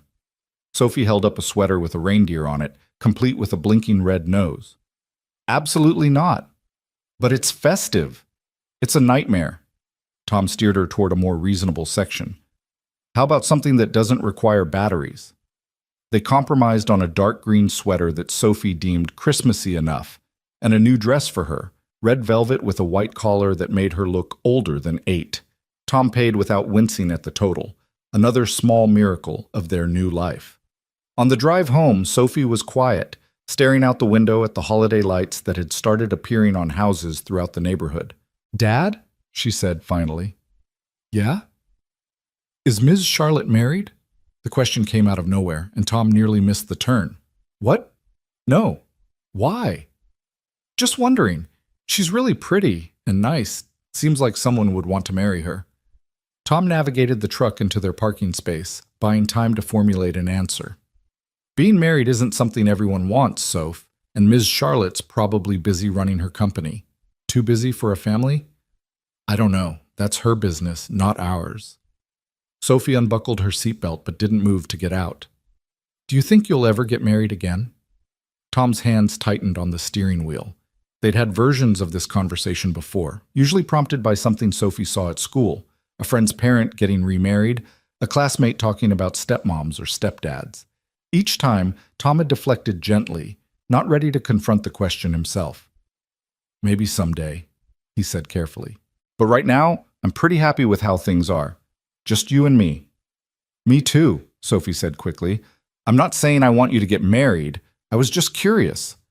But Tom caught something in her voice, a wistfulness that made him wonder what she wasn't saying. Did she want a mother figure? Was she lonely for that kind of relationship? Or was this just idle 8-year-old curiosity with no deeper meaning? He filed it away to think about later, when he wasn't so tired. The night of the party, Tom spent 20 minutes trying to tame his hair into something presentable before giving up. Sophie emerged from her room in the red dress, her hair pulled back with clips that Mrs. Chen had helped her arrange that afternoon. "You look beautiful, kiddo," Tom said. "You look handsome," Sophie replied, straightening his collar with the seriousness of a fashion consultant. They drove to Charlotte's house, not an apartment or condo as Tom had vaguely expected, but an actual house in one of the nicer suburbs north of the city. It was large but not ostentatious, a craftsman-style home with a wide porch and warm light spilling from the windows. Cars lined the street, and Tom could hear laughter and music as they approached the front door. Sophie grabbed his hand, suddenly nervous. "There's going to be a lot of people." "You'll be fine. Remember, lots of other kids." Charlotte answered the door herself, wearing a deep blue dress that was elegant without being formal. Her hair was down, softer than the sleek ponytail she wore at the office, and she was smiling in a way Tom had rarely seen, open, relaxed, genuinely happy. "Tom! Sophie! Come in! Come in!" She ushered them inside, taking their coats. "Sophie, that dress is stunning. You're going to make all the other kids jealous." Sophie beamed, her nervousness evaporating. "Thank you, Ms. Charlotte." "Just Charlotte tonight. No Ms. at parties." She turned to Tom. "Drinks are in the kitchen, food's everywhere. Kids are currently engaged in what I believe is an epic snowball fight in the backyard despite the lack of actual snow. Make yourselves at home." The house was warm and inviting, decorated with tasteful holiday touches. A real tree in the corner, garland along the mantel, candles on every surface. Tom recognized several colleagues mingling in the living room. David was deep in conversation with someone Tom didn't know. Lisa was refereeing what looked like a heated debate between two of her kids about video games. "Dad, can I go outside?" Sophie asked, spotting the children through the back window. "Sure. Stay where I can see you." Sophie took off, and Tom found himself standing awkwardly in the entryway, not quite sure how to navigate a social situation that wasn't about work or parenting. Charlotte appeared at his elbow with a glass of something amber. "You look like you could use this," she said. Tom took it, sniffed it. "Whiskey. Good whiskey." "Thanks. Come on, I'll introduce you around. Most people here know who you are, but names help." She guided him through the room, making introductions that Tom immediately forgot, until they reached a corner where a man about Tom's age stood alone, watching the chaos with an amused expression. "Tom, this is my brother Michael. Michael, this is Tom Harris, our new VP of Security."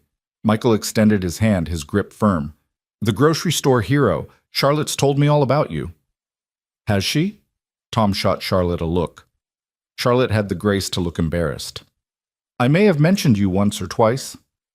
"More like a dozen times," Michael said with a grin. "Apparently you're single-handedly transforming corporate security standards across the industry." "I'm just doing my job." "That's what all the good ones say." Michael sipped his drink. "What branch were you?" "Marines. You?" "Army. 2 tours in Afghanistan before I smartened up and became a boring civilian."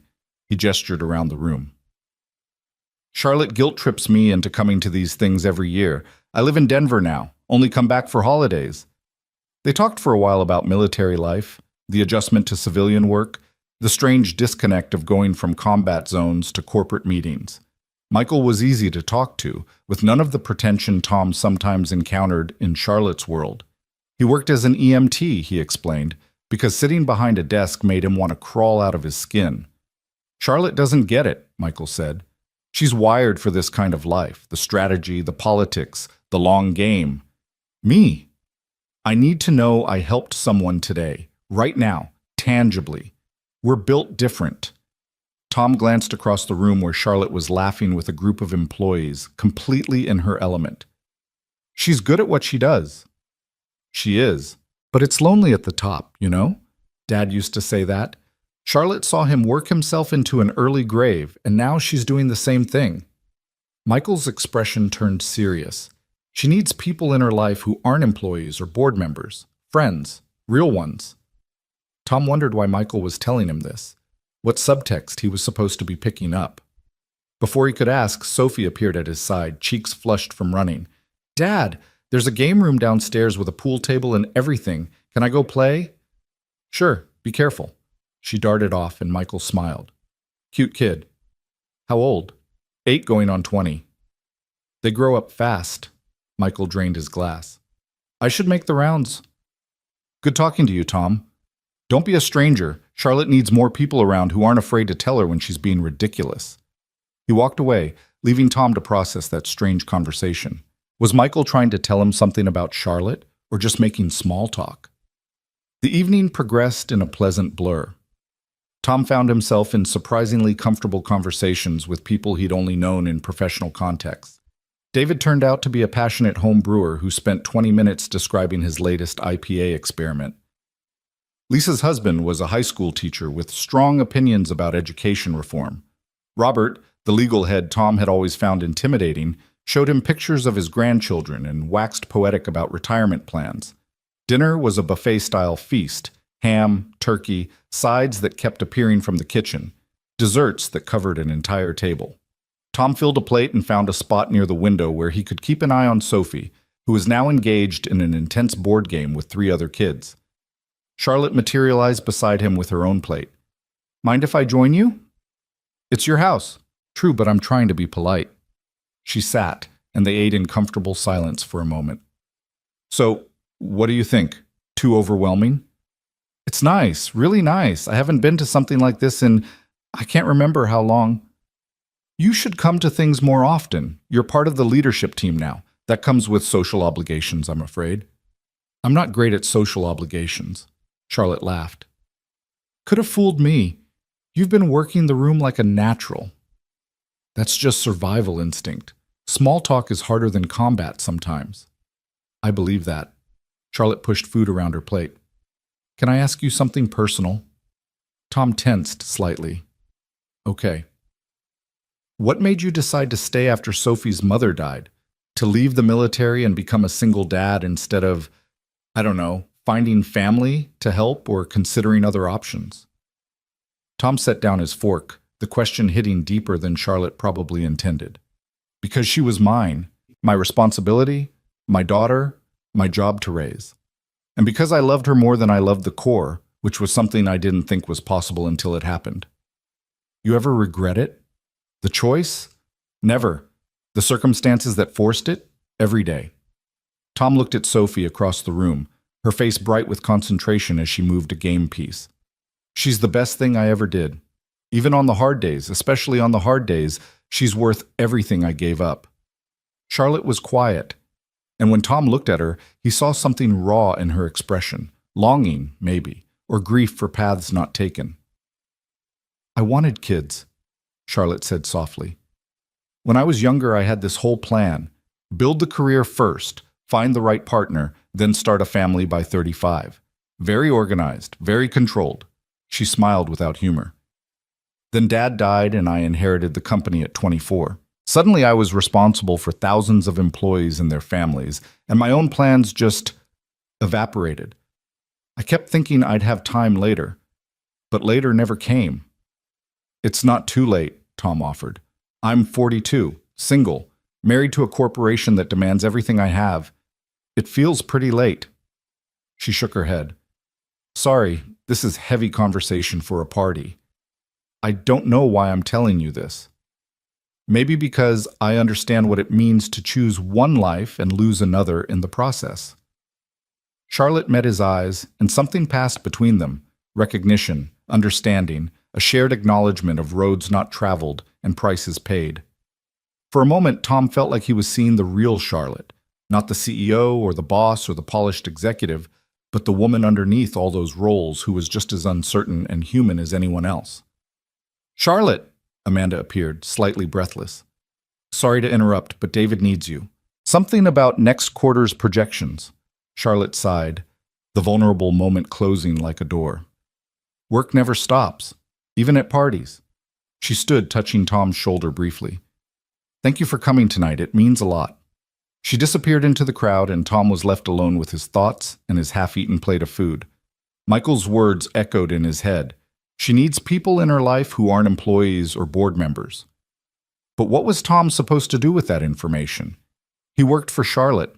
She'd given him everything: the job, the career, the stability that had transformed his and Sophie's lives. Getting involved beyond that, even as a friend, felt complicated in ways Tom wasn't equipped to navigate. The party wound down around 9. Kids started getting cranky, parents made noises about bedtimes and early mornings. Tom found Sophie in the game room, teaching two younger kids how to play pool with adorable seriousness. "Time to go, Soph." "Already?" She looked disappointed but didn't argue, saying goodbye to her new friends with promises to maybe see you next time. They found Charlotte in the kitchen, loading the dishwasher despite several offers of help from lingering guests. "Thank you for having us," Tom said. "Sophie had a great time." "It was the best party ever," Sophie declared. "Even better than Amy's birthday party at the roller rink." Charlotte smiled, kneeling down to Sophie's level. "I'm so glad you came. You know what? Next time I need someone to help me plan a party, I'm hiring you as my consultant." Sophie's eyes went wide. "Really? Really? You clearly know what makes a party successful." They said their goodbyes, collecting coats and heading out into the cold December night. The drive home was quiet, Sophie dozing in the back seat, Tom replaying moments from the evening. He thought about Charlotte's admission, about the loneliness Michael had mentioned, about how success could sometimes mean sacrificing the very things that made life worth living.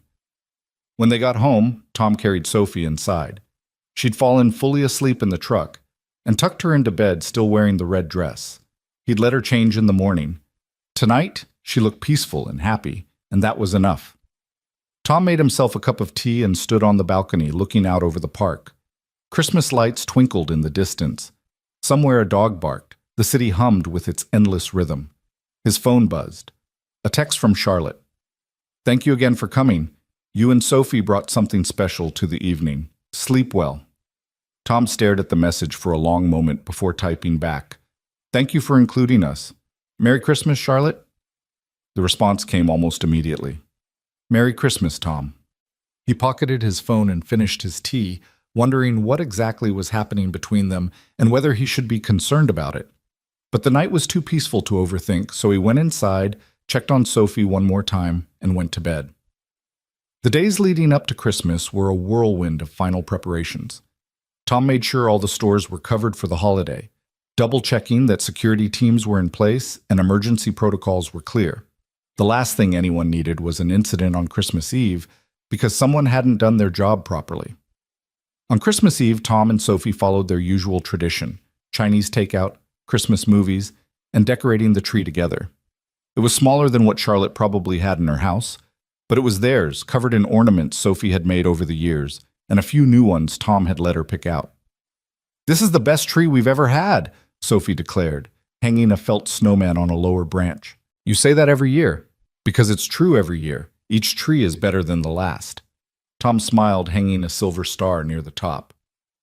"That's a good way to look at life, kiddo. Always getting better." "Is our life getting better?" Sophie asked, her tone more serious. Tom sat on the couch and Sophie climbed up beside him. "What do you think?" "I think it is. We have the nice apartment now. You're happy with your job. I made new friends at the party." She leaned against him. "But sometimes I miss how it used to be. When it was just us and everything was simple." Tom wrapped an arm around her.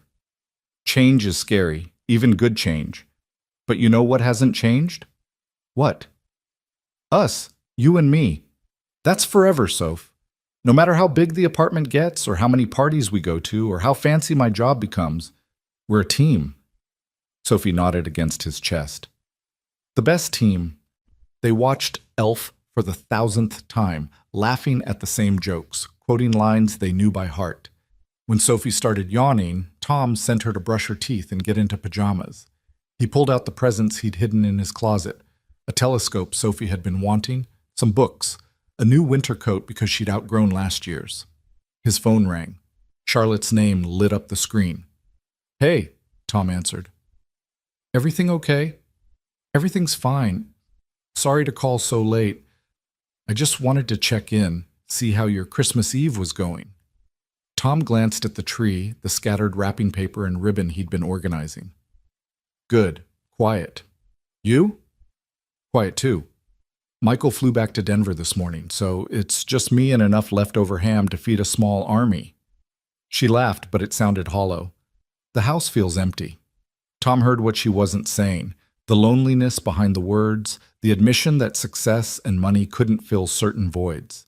"You should come by tomorrow," Tom heard himself say before his brain could catch up. For Christmas. Nothing fancy, just us. But we always make too much food, and Sophie would love to see you.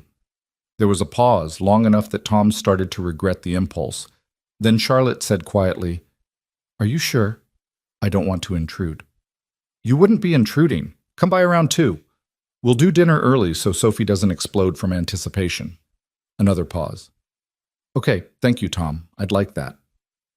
They said goodnight, and Tom stood in his living room wondering what he'd just done. Inviting his boss to Christmas dinner seemed like the kind of boundary crossing that could complicate things. But Charlotte had looked so lost at her own party, so aware of everything she'd sacrificed. And it was Christmas. Nobody should be alone on Christmas. He finished wrapping presents and put them under the tree. Sophie appeared in the doorway, eyes half closed. I thought you were asleep, Tom said. Couldn't sleep. Too excited. She patted over and looked at the presents. How many did you get me? You'll find out tomorrow. Will Miss Charlotte come visit us for Christmas? Tom blinked. How did you know I invited her? I heard you talking on the phone. It's okay, Dad. I'm glad she's coming. She shouldn't be alone. Tom pulled Sophie into a hug. When did you get so wise? I've always been wise. You're just figuring it out, she yawned. Can we make the cinnamon rolls tomorrow for breakfast? The ones that take forever? Those are the best ones. Then yeah, we'll make them. Now go to sleep before Santa decides you're too much trouble. Sophie giggled and headed back to her room. Tom sat on the couch, looking at the tree with its mismatched ornaments and blinking lights, and felt something settle in his chest. This was enough. This moment, this life, this strange new chapter where he had a career he loved, and a daughter who was thriving, and maybe, possibly, a friend who needed them as much as they'd needed her a few months ago. Christmas morning arrived with Sophie's trademark enthusiasm. She burst into Tom's room at 6:30, already wearing her bathrobe and Santa hat. It's Christmas. Can we open presents? Is Charlotte coming? Can we make the cinnamon rolls now? Tom groaned, checking the clock. Soph, it's 6:30. Exactly. We're wasting daylight. He couldn't argue with that logic. They made the cinnamon rolls from scratch, Sophie helping with the rolling and cutting while Tom handled the finicky temperature requirements. By 8, the apartment smelled like sugar and cinnamon, and Sophie was vibrating with barely contained excitement. Okay, Tom said, carrying 2 plates to the living room. We can open presents while these cool. Sophie tore into hers with gleeful abandon. The telescope was a massive hit. She immediately set it up by the balcony window and started trying to spot birds in the park. The books disappeared into her room to be devoured later.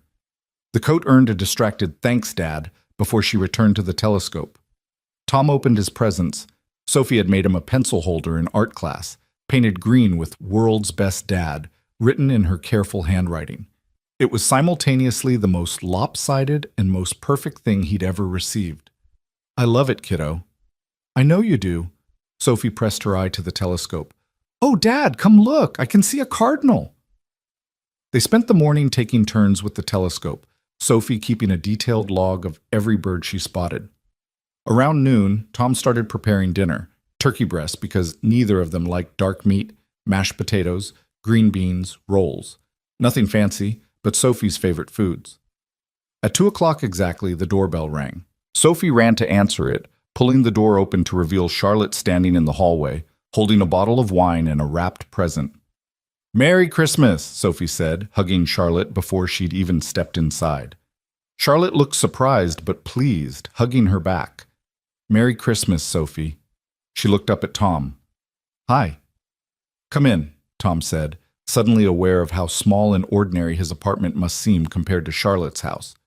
Sorry about the mess. Sophie's been testing out her new telescope all morning. A telescope? That's wonderful. Charlotte handed him the wine and held out the present to Sophie. This is for you. I hope you like it. Sophie tore into it with characteristic enthusiasm. Inside was a beautiful leather journal with her name embossed on the cover, along with a set of colored pens. For recording your observations, Charlotte explained, every good scientist needs a proper notebook. Sophie's face lit up. This is so cool. Thank you. She ran to show Tom. Dad, look, it has my name and everything. That's beautiful, Soph. What do you say? Thank you, Charlotte. It's perfect. Sophie disappeared into her room to write her first entry, leaving Tom and Charlotte standing in the living room. Charlotte looked around, taking in the small tree, the modest furniture, the photos on the wall of Sophie at various ages. "Your home is lovely," she said. "It's small. It's warm. There's a difference." Charlotte removed her coat, and Tom hung it in the closet. "Something smells amazing. Turkey and all the fixings. Nothing fancy." "Fancy is overrated. This is—" She trailed off, her expression softening. "This is exactly what I needed." They settled into an easy rhythm. Charlotte helped set the table while Tom finished cooking. Sophie kept running out to share telescope discoveries and journal entries. When they sat down to eat, it felt natural, like they'd done this 100 times before instead of it being the first. "This is delicious," Charlotte said after her first bite. "Where did you learn to cook?" "Trial and error, mostly. When you're responsible for keeping an 8-year-old fed and healthy, you figure it out fast." Sophie nodded seriously. "Dad used to make really bad food. Remember the spaghetti incident?" Tom groaned. "We don't talk about the spaghetti incident." "What happened?" Charlotte asked, clearly amused. "He forgot to put water in the pot," Sophie said. "The noodles turned into basically charcoal and the smoke alarm went off. Mrs. Chen from downstairs, this was our old apartment, came running up thinking the building was on fire." Charlotte laughed, a real laugh that made her whole face light up. "I would have paid to see that." "It was a learning experience," Tom said dryly. They ate and talked, the conversation flowing easily from topic to topic. Charlotte asked Sophie about school, about her friends, about what she wanted to be when she grew up. "An astronaut," Sophie said confidently, "or maybe a marine biologist or a teacher. I haven't decided yet." "You've got time," Charlotte said. "That's the nice thing about being 8. The whole world is still possible." "What did you want to be when you were 8?" Sophie asked. Charlotte thought about it. "A veterinarian. I was obsessed with animals, had a whole collection of stuffed dogs and cats. I made my parents set up a pretend animal hospital in the garage." "What changed?" "Life, I guess. My father needed help with the business, and I was good at numbers and strategy, so that's what I became." "Do you regret it?" The question came from Tom, surprising himself. Charlotte met his eyes. "Sometimes. Not the company itself. I love what we've built. But the cost of it? Yeah. Sometimes I regret that." The honesty hung in the air for a moment before Sophie, oblivious to the weight of it, said, "Well, it's good you run the company because otherwise Dad wouldn't have a job and we'd still be in the tiny apartment." Charlotte smiled. "Then I'm glad too." After dinner, they moved to the living room. Sophie demonstrated her telescope, showing Charlotte how to adjust the focus and find the cardinal nest she'd been tracking. Tom cleaned up the kitchen, listening to their voices drifting from the other room, Sophie's excited chatter and Charlotte's warm responses. When he returned, Sophie was showing Charlotte her journal, pointing out the detailed drawings she'd already started making of different birds. "You're quite the artist," Charlotte said. "These are really good, Sophie." "Dad says I get it from my mom. She used to draw too." Tom tensed slightly, but Charlotte handled it with grace. "She must have been very talented, just like you." They played board games until Sophie started yawning. At 7, Tom announced it was bedtime, earning the expected protests. "But Charlotte's still here." "And Charlotte probably needs to get home," Tom said. "Say goodnight." Sophie hugged Charlotte tightly. "Thank you for spending Christmas with us. This was the best Christmas ever." Charlotte's eyes were suspiciously bright. "Thank you for having me, sweetheart. It was my best Christmas too." After Sophie went to bed, after the ritual of teeth brushing and story reading and one more hug, Tom returned to find Charlotte still on the couch, looking at Sophie's journal. "She's special," Charlotte said softly. "You've done an incredible job raising her." Tom sat in the chair across from her. "I'm trying. Some days are better than others." "That's parenting. That's life." Charlotte set down the journal carefully. "Tom, can I ask you something?" "Sure. Do you ever feel like you're living 2 separate lives? Like the person you are at work and the person you are at home are completely different?" Tom considered this. "Used to, when I was in the military especially. But now, I don't know. I think they're merging more. Sophie knows what I do. She's proud of it. And the work feels connected to who I am, not separate from it." "I envy that. Integration. Charlotte stood, walking to the window that looked out over the park. I've kept everything compartmentalized for so long. Work Charlotte, personal Charlotte, the Charlotte I show the board versus the one I show my brother. It's exhausting maintaining all those versions. Tom joined her at the window. So stop. Just be one Charlotte. It's not that simple. Why not? She turned to face him. Because being vulnerable in my position is dangerous. Showing weakness invites challenges. If the board sees me as anything other than completely in control, they'll look for ways to push me out. It's happened before, to other CEOs, especially women. That's work. What about the rest of your life? What rest of my life? Charlotte's laugh was bitter. Work is my life, Tom. It has been for 18 years. I don't know how to be anything else anymore. Tom understood that feeling more than he wanted to admit. He'd felt the same way after leaving the Marines, like his entire identity had been stripped away and he had to build a new one from scratch. But he'd had Sophie to force him into it, to give him a reason to become someone beyond a soldier. It's never too late to change, he said, to build something new. Is that what you did? After Sophie's mother died? I didn't have a choice, but yeah, I had to become a different person.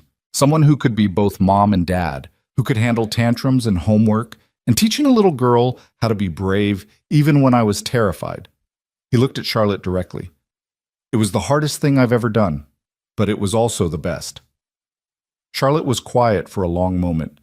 Then she said, "Thank you for today, for letting me be part of this.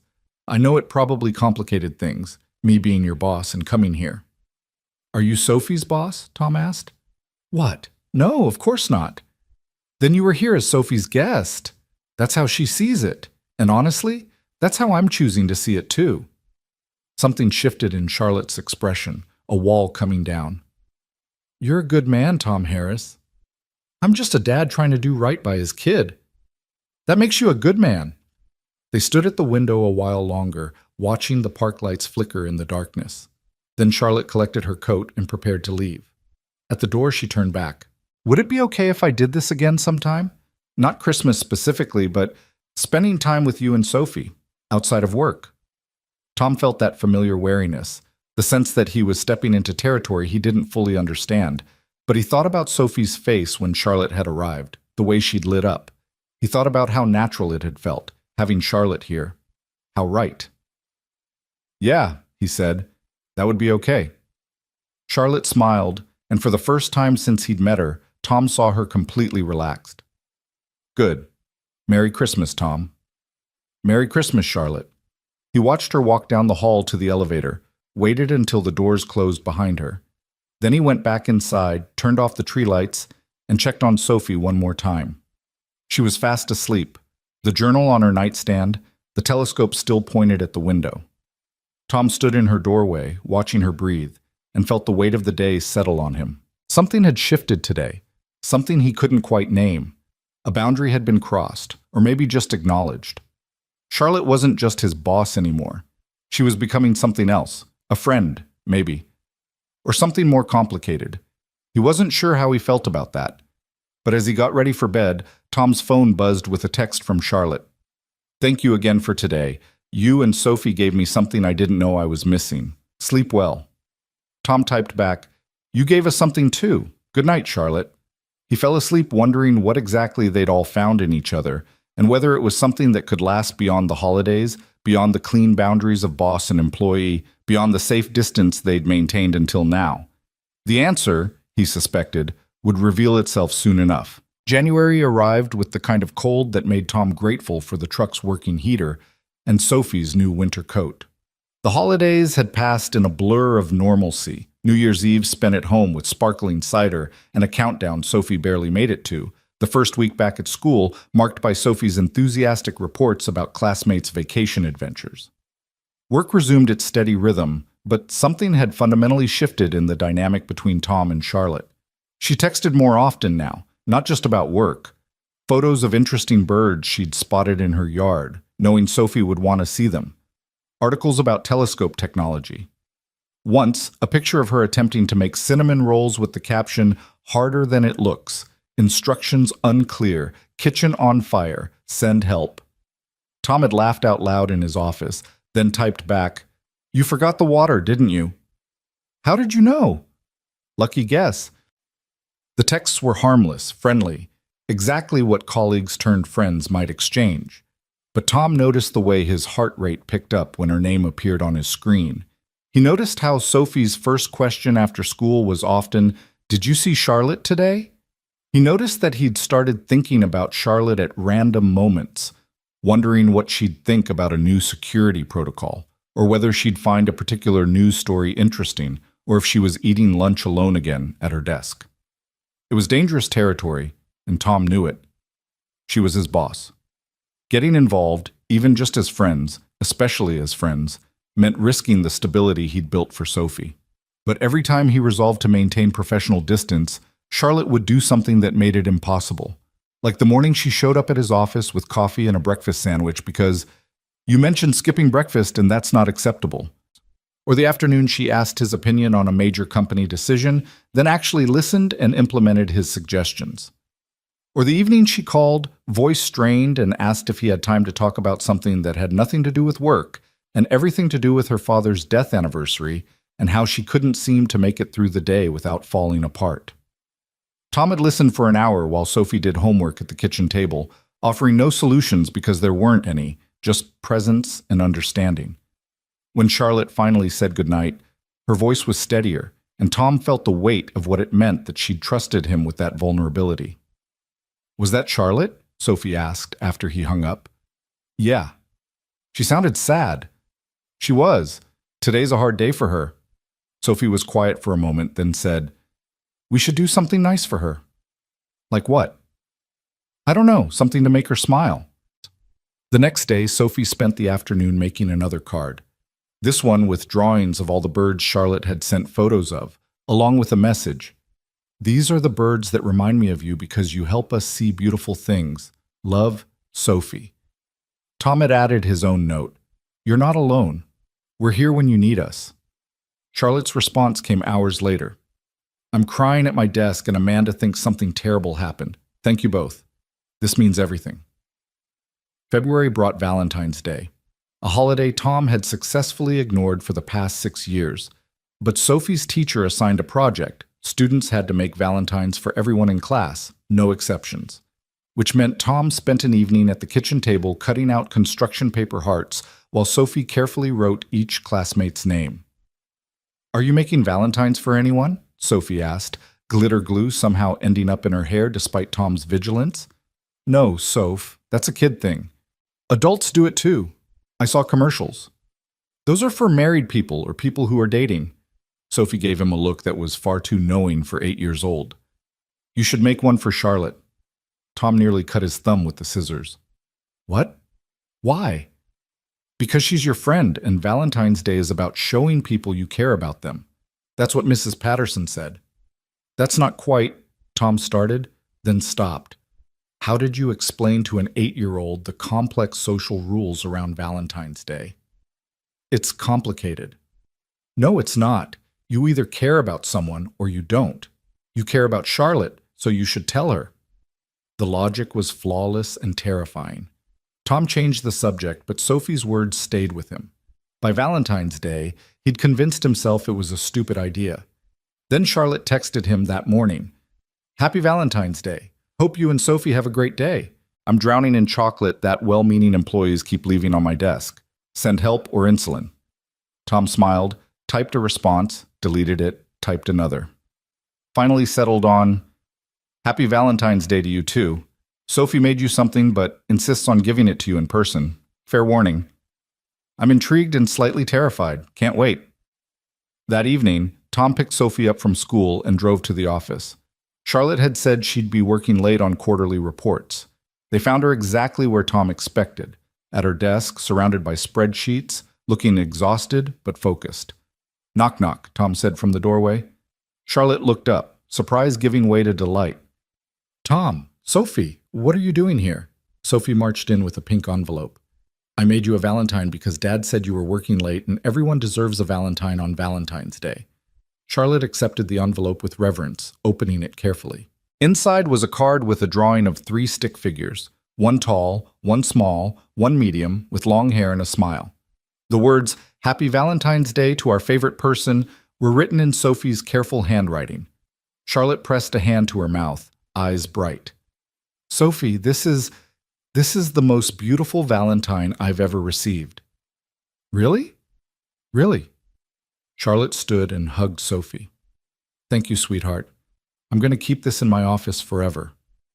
"On your desk where everyone can see it?" Sophie asked hopefully. "Right on my desk where everyone can see it," Charlotte confirmed. They stayed for a few minutes, Sophie chattering about the Valentine's party at school, while Charlotte listened with genuine interest. When Tom finally said they needed to go, Charlotte walked them to the elevator. "Thank you for this," she said quietly to Tom while Sophie was distracted by the floor buttons. "I was having a rough day." "Rough how?" "The kind where you wonder if any of it matters. The reports, the metrics, the endless meetings. Days like today, I can't remember why I'm doing any of this." Tom understood that feeling. "You're doing it because 200 stores full of employees depend on you, because you're building something bigger than yourself, and because you're really good at it. That's very diplomatic." "I'm not being diplomatic. I'm being honest." Tom met her eyes. "You've changed thousands of lives, Charlotte, including mine. That matters." The elevator dinged, Sophie bounded in, and Tom followed. As the doors started to close, Charlotte called out, "Tom!" He caught the door. "Yeah?" "Would you and Sophie want to come to dinner Saturday? My place. I'll actually cook this time instead of catering." Tom hesitated for only a second. "We'd like that." Charlotte smiled, that real smile that transformed her face. "Good. 7 okay?" "Perfect." The doors closed, and Sophie immediately said, "Are you and Charlotte dating?" Tom choked on nothing. "What? No. Why would you ask that?" "Because you look at her the way people look at each other in movies, the ones where they kiss at the end." "We're friends, Soph, just friends." "Okay," Sophie said in a tone that clearly meant she didn't believe him, but would let it go for now. Tom spent the drive home wondering if Sophie saw something he'd been trying not to acknowledge. Yes, he cared about Charlotte. Yes, he thought about her more than was probably appropriate. Yes, when she smiled at him a certain way, his heart did something complicated in his chest. But acting on any of that was impossible. She was his boss. The power dynamic alone made it inappropriate, never mind the risk to his career and Sophie's stability. Saturday arrived too quickly and not fast enough. Tom changed shirts 3 times before settling on a dark blue button-down that Sophie approved of. Sophie wore her yellow dress, the one she'd worn to the holiday party, because Charlotte likes this one. "How do you know Charlotte likes it?" Tom asked, locking the apartment door. "Because she told me. She said yellow is a happy color, and I should wear it more often." Charlotte's house looked different in the evening light, warmer, more inviting. She answered the door in jeans and a sweater, her hair loose, looking more relaxed than Tom had ever seen her at work. "Come in. Fair warning. I attempted to cook, and it's only slightly burnt." The kitchen smelled amazing despite Charlotte's modest claim. She'd made lasagna, salad, and garlic bread. The table was set with actual cloth napkins, and there were candles that Charlotte quickly clarified were just for ambiance, not because this is romantic or anything. Dinner was easy, comfortable. They talked about everything and nothing, Sophie's upcoming science fair project, a security incident Tom had handled that week, Charlotte's ongoing battle with her board over expansion plans. It felt natural, like they'd done this dozens of times. After dinner, Charlotte brought out a board game that turned competitive fast. Sophie won the first round, Tom the second, and Charlotte the tiebreaker with a move that had Tom accusing her of cheating. "I did not cheat. I'm just exceptionally good at strategy." "You're exceptionally good at distracting your opponents with small talk so they don't notice you're building a monopoly." Charlotte grinned. "That's not cheating. That's tactical excellence." By 9, Sophie was yawning despite her protests that she wasn't tired. Tom scooped her up, and she was asleep before they made it to the front door. "She's out," Tom whispered. Charlotte smiled softly, reaching out to brush a strand of hair from Sophie's face. "She's wonderful, Tom. You know that, right? You're raising an incredible human being." "I'm trying. Most days I feel like I'm fumbling through it." "That's how you know you're doing it right. The parents who think they have it all figured out are the ones who mess up." Tom shifted Sophie's weight, and she mumbled something incoherent, burrowing into his shoulder. I should get her home. Wait. Charlotte disappeared into the kitchen, returning with a container. Leftover lasagna for lunch tomorrow. You don't have to eat. I know. I want to. She walked them to the door, and something in the way she stood there, backlit by her living room lights, made Tom's breath catch. She looked beautiful and lonely and hopeful all at once. Charlotte, he started, not sure what he was going to say. I know, she said quietly. Whatever you're about to say about how this complicates things or crosses lines or isn't appropriate, I know. But I don't care. I haven't felt this present in years. Like I'm actually living my life instead of just managing it. And that's because of you. Both of you. Tom swallowed hard. I feel it too. But we have to be careful. My job, Sophie's stability. I would never do anything to jeopardize either of those things. You have to know that. I do. But people talk. If anyone at the company thought there was something between us... Is there? Charlotte asked. Something between us? The question hung in the air, impossible to answer without changing everything. Tom looked down at Sophie sleeping in his arms, thought about all they'd built, all they had to lose. I don't know, he said finally. Maybe, but I can't figure that out right now. Not when so much depends on getting it right. Charlotte nodded, disappointment flickering across her face before she hit it. You're right. Of course you're right. I'm sorry. I shouldn't have... Don't apologize. Just give me time to think. Take all the time you need. Charlotte opened the door. And drive safe. Tom carried Sophie to the truck, buckled her in, and drove home with his mind spinning. He knew what he wanted. Had known for weeks, maybe longer. He wanted to see where this thing with Charlotte could go, wanted to explore the connection that had been building since that morning in the grocery store. But wanting something didn't make it wise. At home, he tucked Sophie into bed and stood in her doorway for a long time, watching her sleep. She'd been through so much loss already. Her mother, the instability of those early years, the constant moves and uncertainty. She was finally thriving, finally happy and secure. Was Tom willing to risk that for a relationship that might not work out? His phone buzzed, a text from Charlotte. I'm sorry if I made things awkward. I value your friendship too much to lose it over my inability to keep my feelings to myself. Can we forget I said anything? Tom stared at the message, then typed.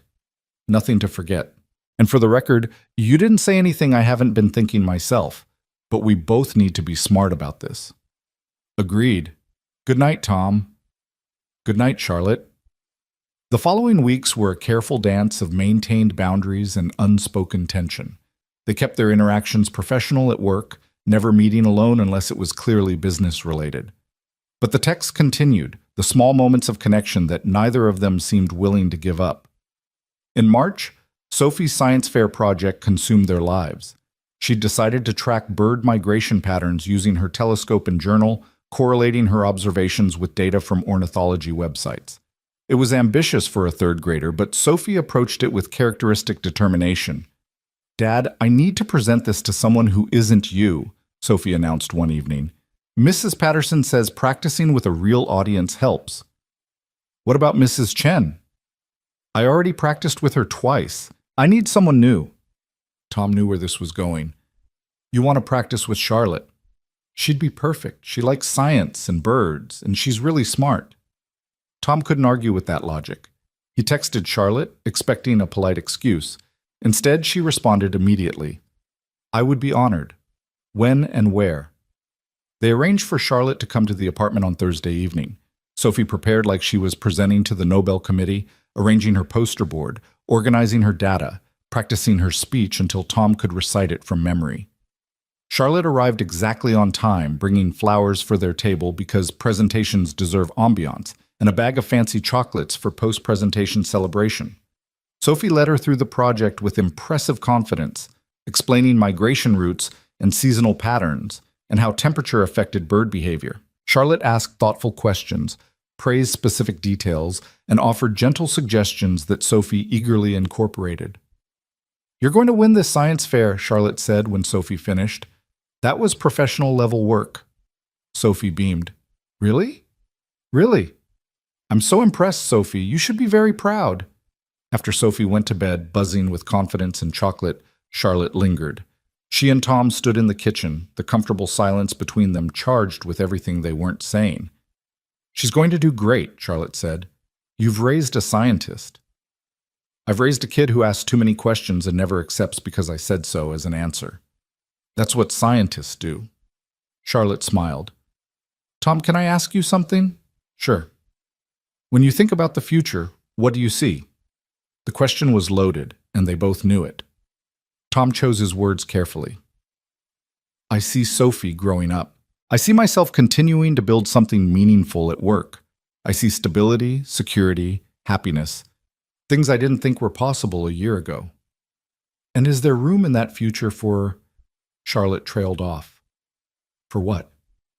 For me. For this. Whatever this is between us. Or am I kidding myself that there's something here worth exploring? Tom's heart hammered. You're not kidding yourself. There's something here.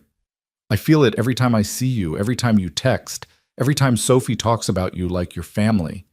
But Charlotte, I'm terrified of screwing this up, of hurting Sophie if things don't work out, of losing my job if the company decides we've crossed too many lines. So we do nothing? Just ignore what we both feel because it's complicated? I don't know. Maybe. For now. Tom ran a hand through his hair. I'm not saying never. I'm saying not yet. Not until I figure out how to do this without risking everything. Charlotte was quiet for a long moment. Then she nodded. Okay, I can respect that. But Tom? Don't wait too long. Life's too short to let fear make all your decisions. She left, and Tom stood in his kitchen wondering if he was being wise or just a coward. The science fair was a triumph. Sophie won second place in her grade category, narrowly beaten by a sixth grader's volcano that actually erupted. She was thrilled with her ribbon and the judges' comments about her exceptional data collection and analysis. Charlotte had sent flowers to the school with a card.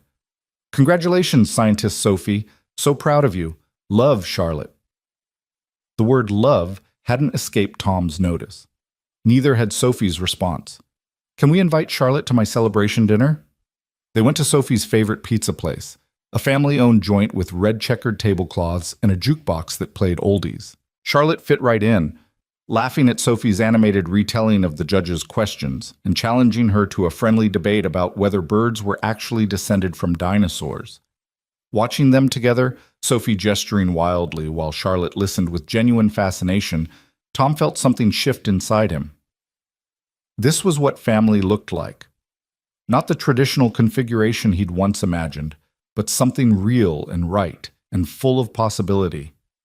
After dinner, they walked through the park near Tom's apartment.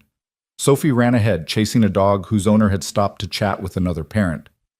Tom and Charlotte walked in comfortable silence, hands almost but not quite touching. She's happy, Charlotte said softly. Really, truly happy. She is. Are you? Tom looked at Charlotte, at the woman who'd given him a second chance, who'd become part of their lives so seamlessly he couldn't remember what it felt like before she was there. Yeah, I am. Are you? Getting there. Charlotte smiled. For a long time, I thought happiness meant achieving the next goal, hitting the next milestone, proving I was good enough to fill my father's shoes. But lately, I've realized happiness isn't something you achieve. It's something you choose. Moments you decide to be present for.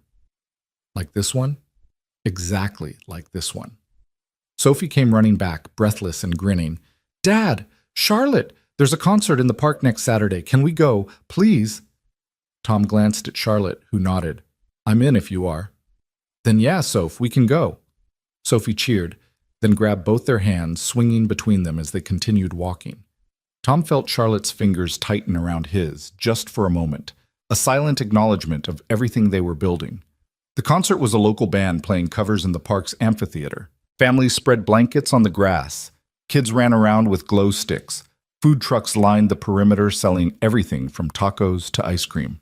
It was wholesome and perfect, and exactly the kind of evening Tom had dreamed about when he'd imagined what a good life for Sophie might look like. They claimed a spot near the front, spreading out a blanket Charlotte had brought.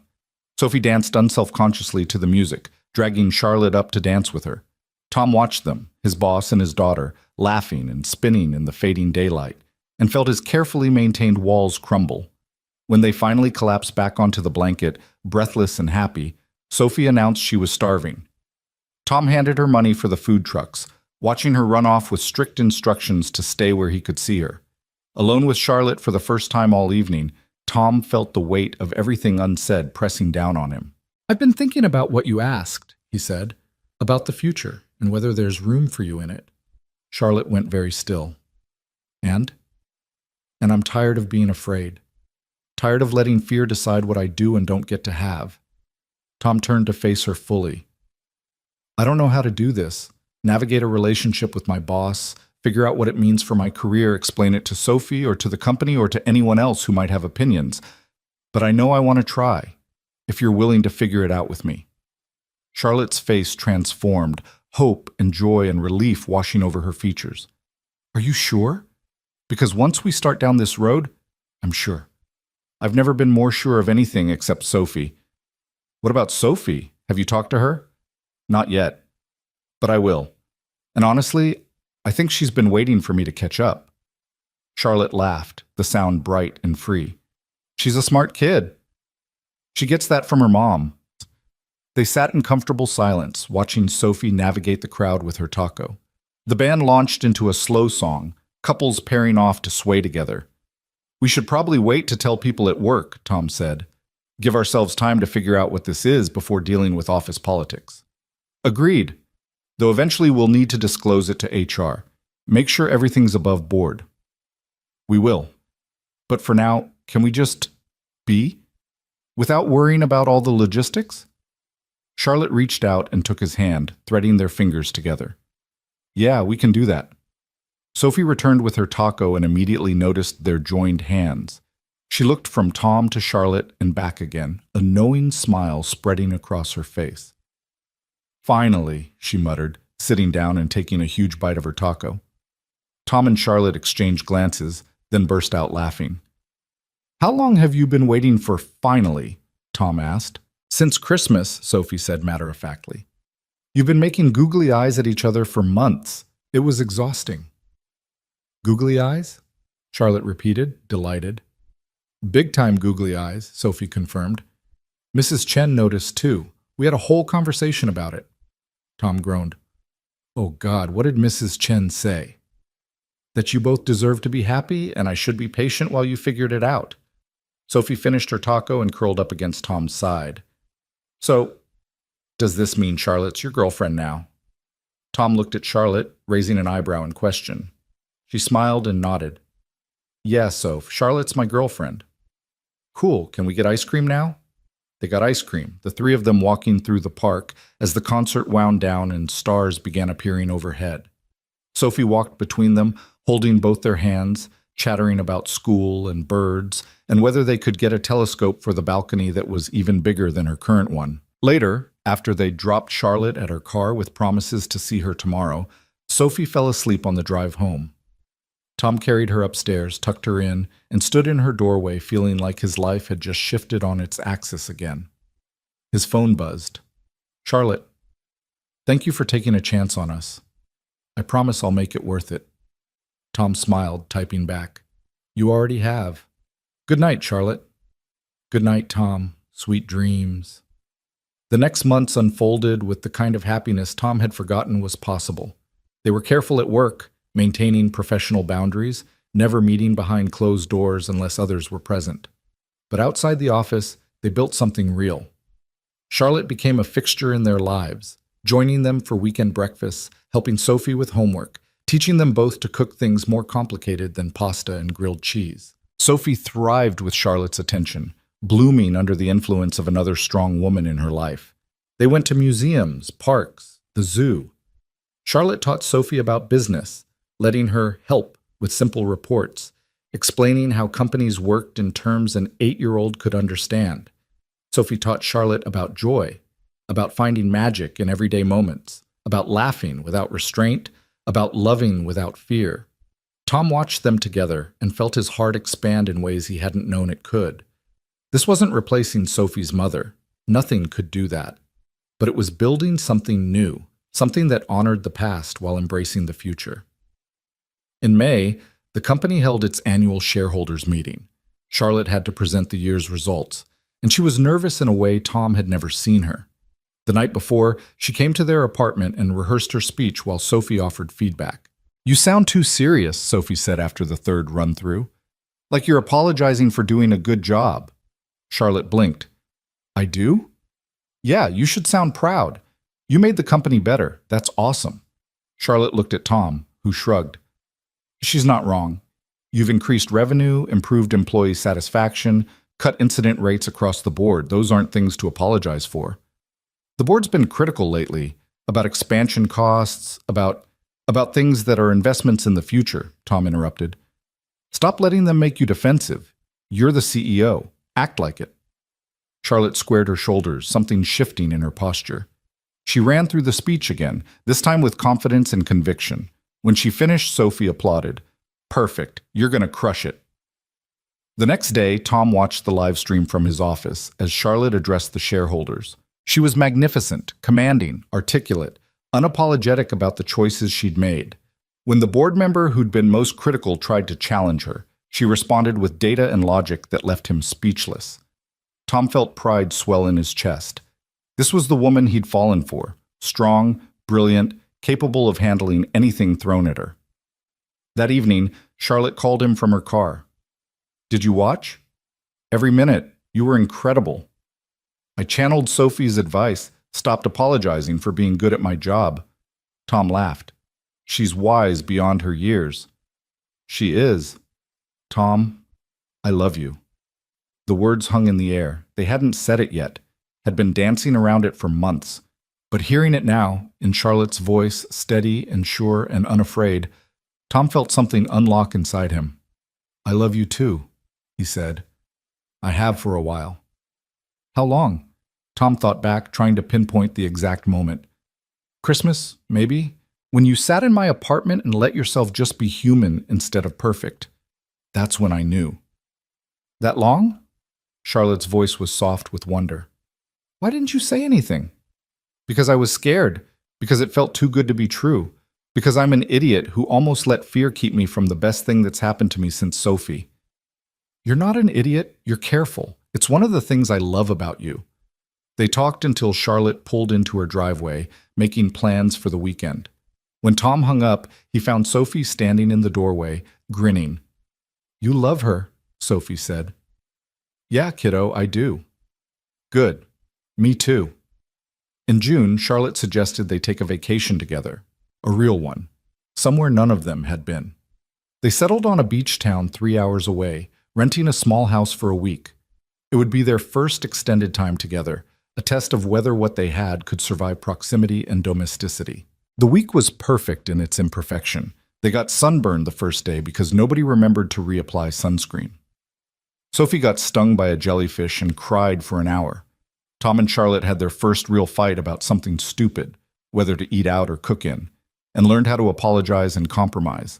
But there were also morning walks on the beach, Sophie collecting shells while Tom and Charlotte talked about everything and nothing. There were afternoon naps in the hammock, the three of them piled together like puppies. There were sunset dinners where they laughed until their stomachs hurt, and quiet evenings where they just existed in each other's space. On the last night, after Sophie had gone to bed, Tom and Charlotte sat on the porch, listening to the waves. "I want this," Charlotte said quietly. "Not just the vacation, all of it. The everyday stuff, the boring domestic life I thought I'd never have." "It's not too late," Tom said. "I'm 43, Tom. If we're talking about marriage, kids, are we talking about that?" Charlotte looked at him, vulnerable and hopeful. "I don't know. Are we?" Tom thought about it, about what it would mean to get married, to fully join their lives, to give Sophie the family she deserved and Charlotte the home she'd been missing. It was fast, maybe too fast by conventional standards, but nothing about their relationship had been conventional from the start. "Yeah," he said, "I think we are." Charlotte's breath caught. "Really?" "Really. Not tomorrow, not next month, but eventually, yeah. I want to marry you, Charlotte. I want Sophie to have you as a permanent fixture in her life. I want us to be a family, officially." Charlotte kissed him then, soft and sweet and full of promise. When they pulled apart, she was smiling through tears. "I want that too, so much." They sat together under the stars, planning a future that felt impossible and inevitable all at once. By the time they went inside, Tom felt like everything in his life had finally clicked into place. The job, the apartment, Sophie's happiness, and now this. Love had found him when he wasn't looking, had transformed his world in ways he never could have anticipated. The robbery that had started it all felt like a lifetime ago.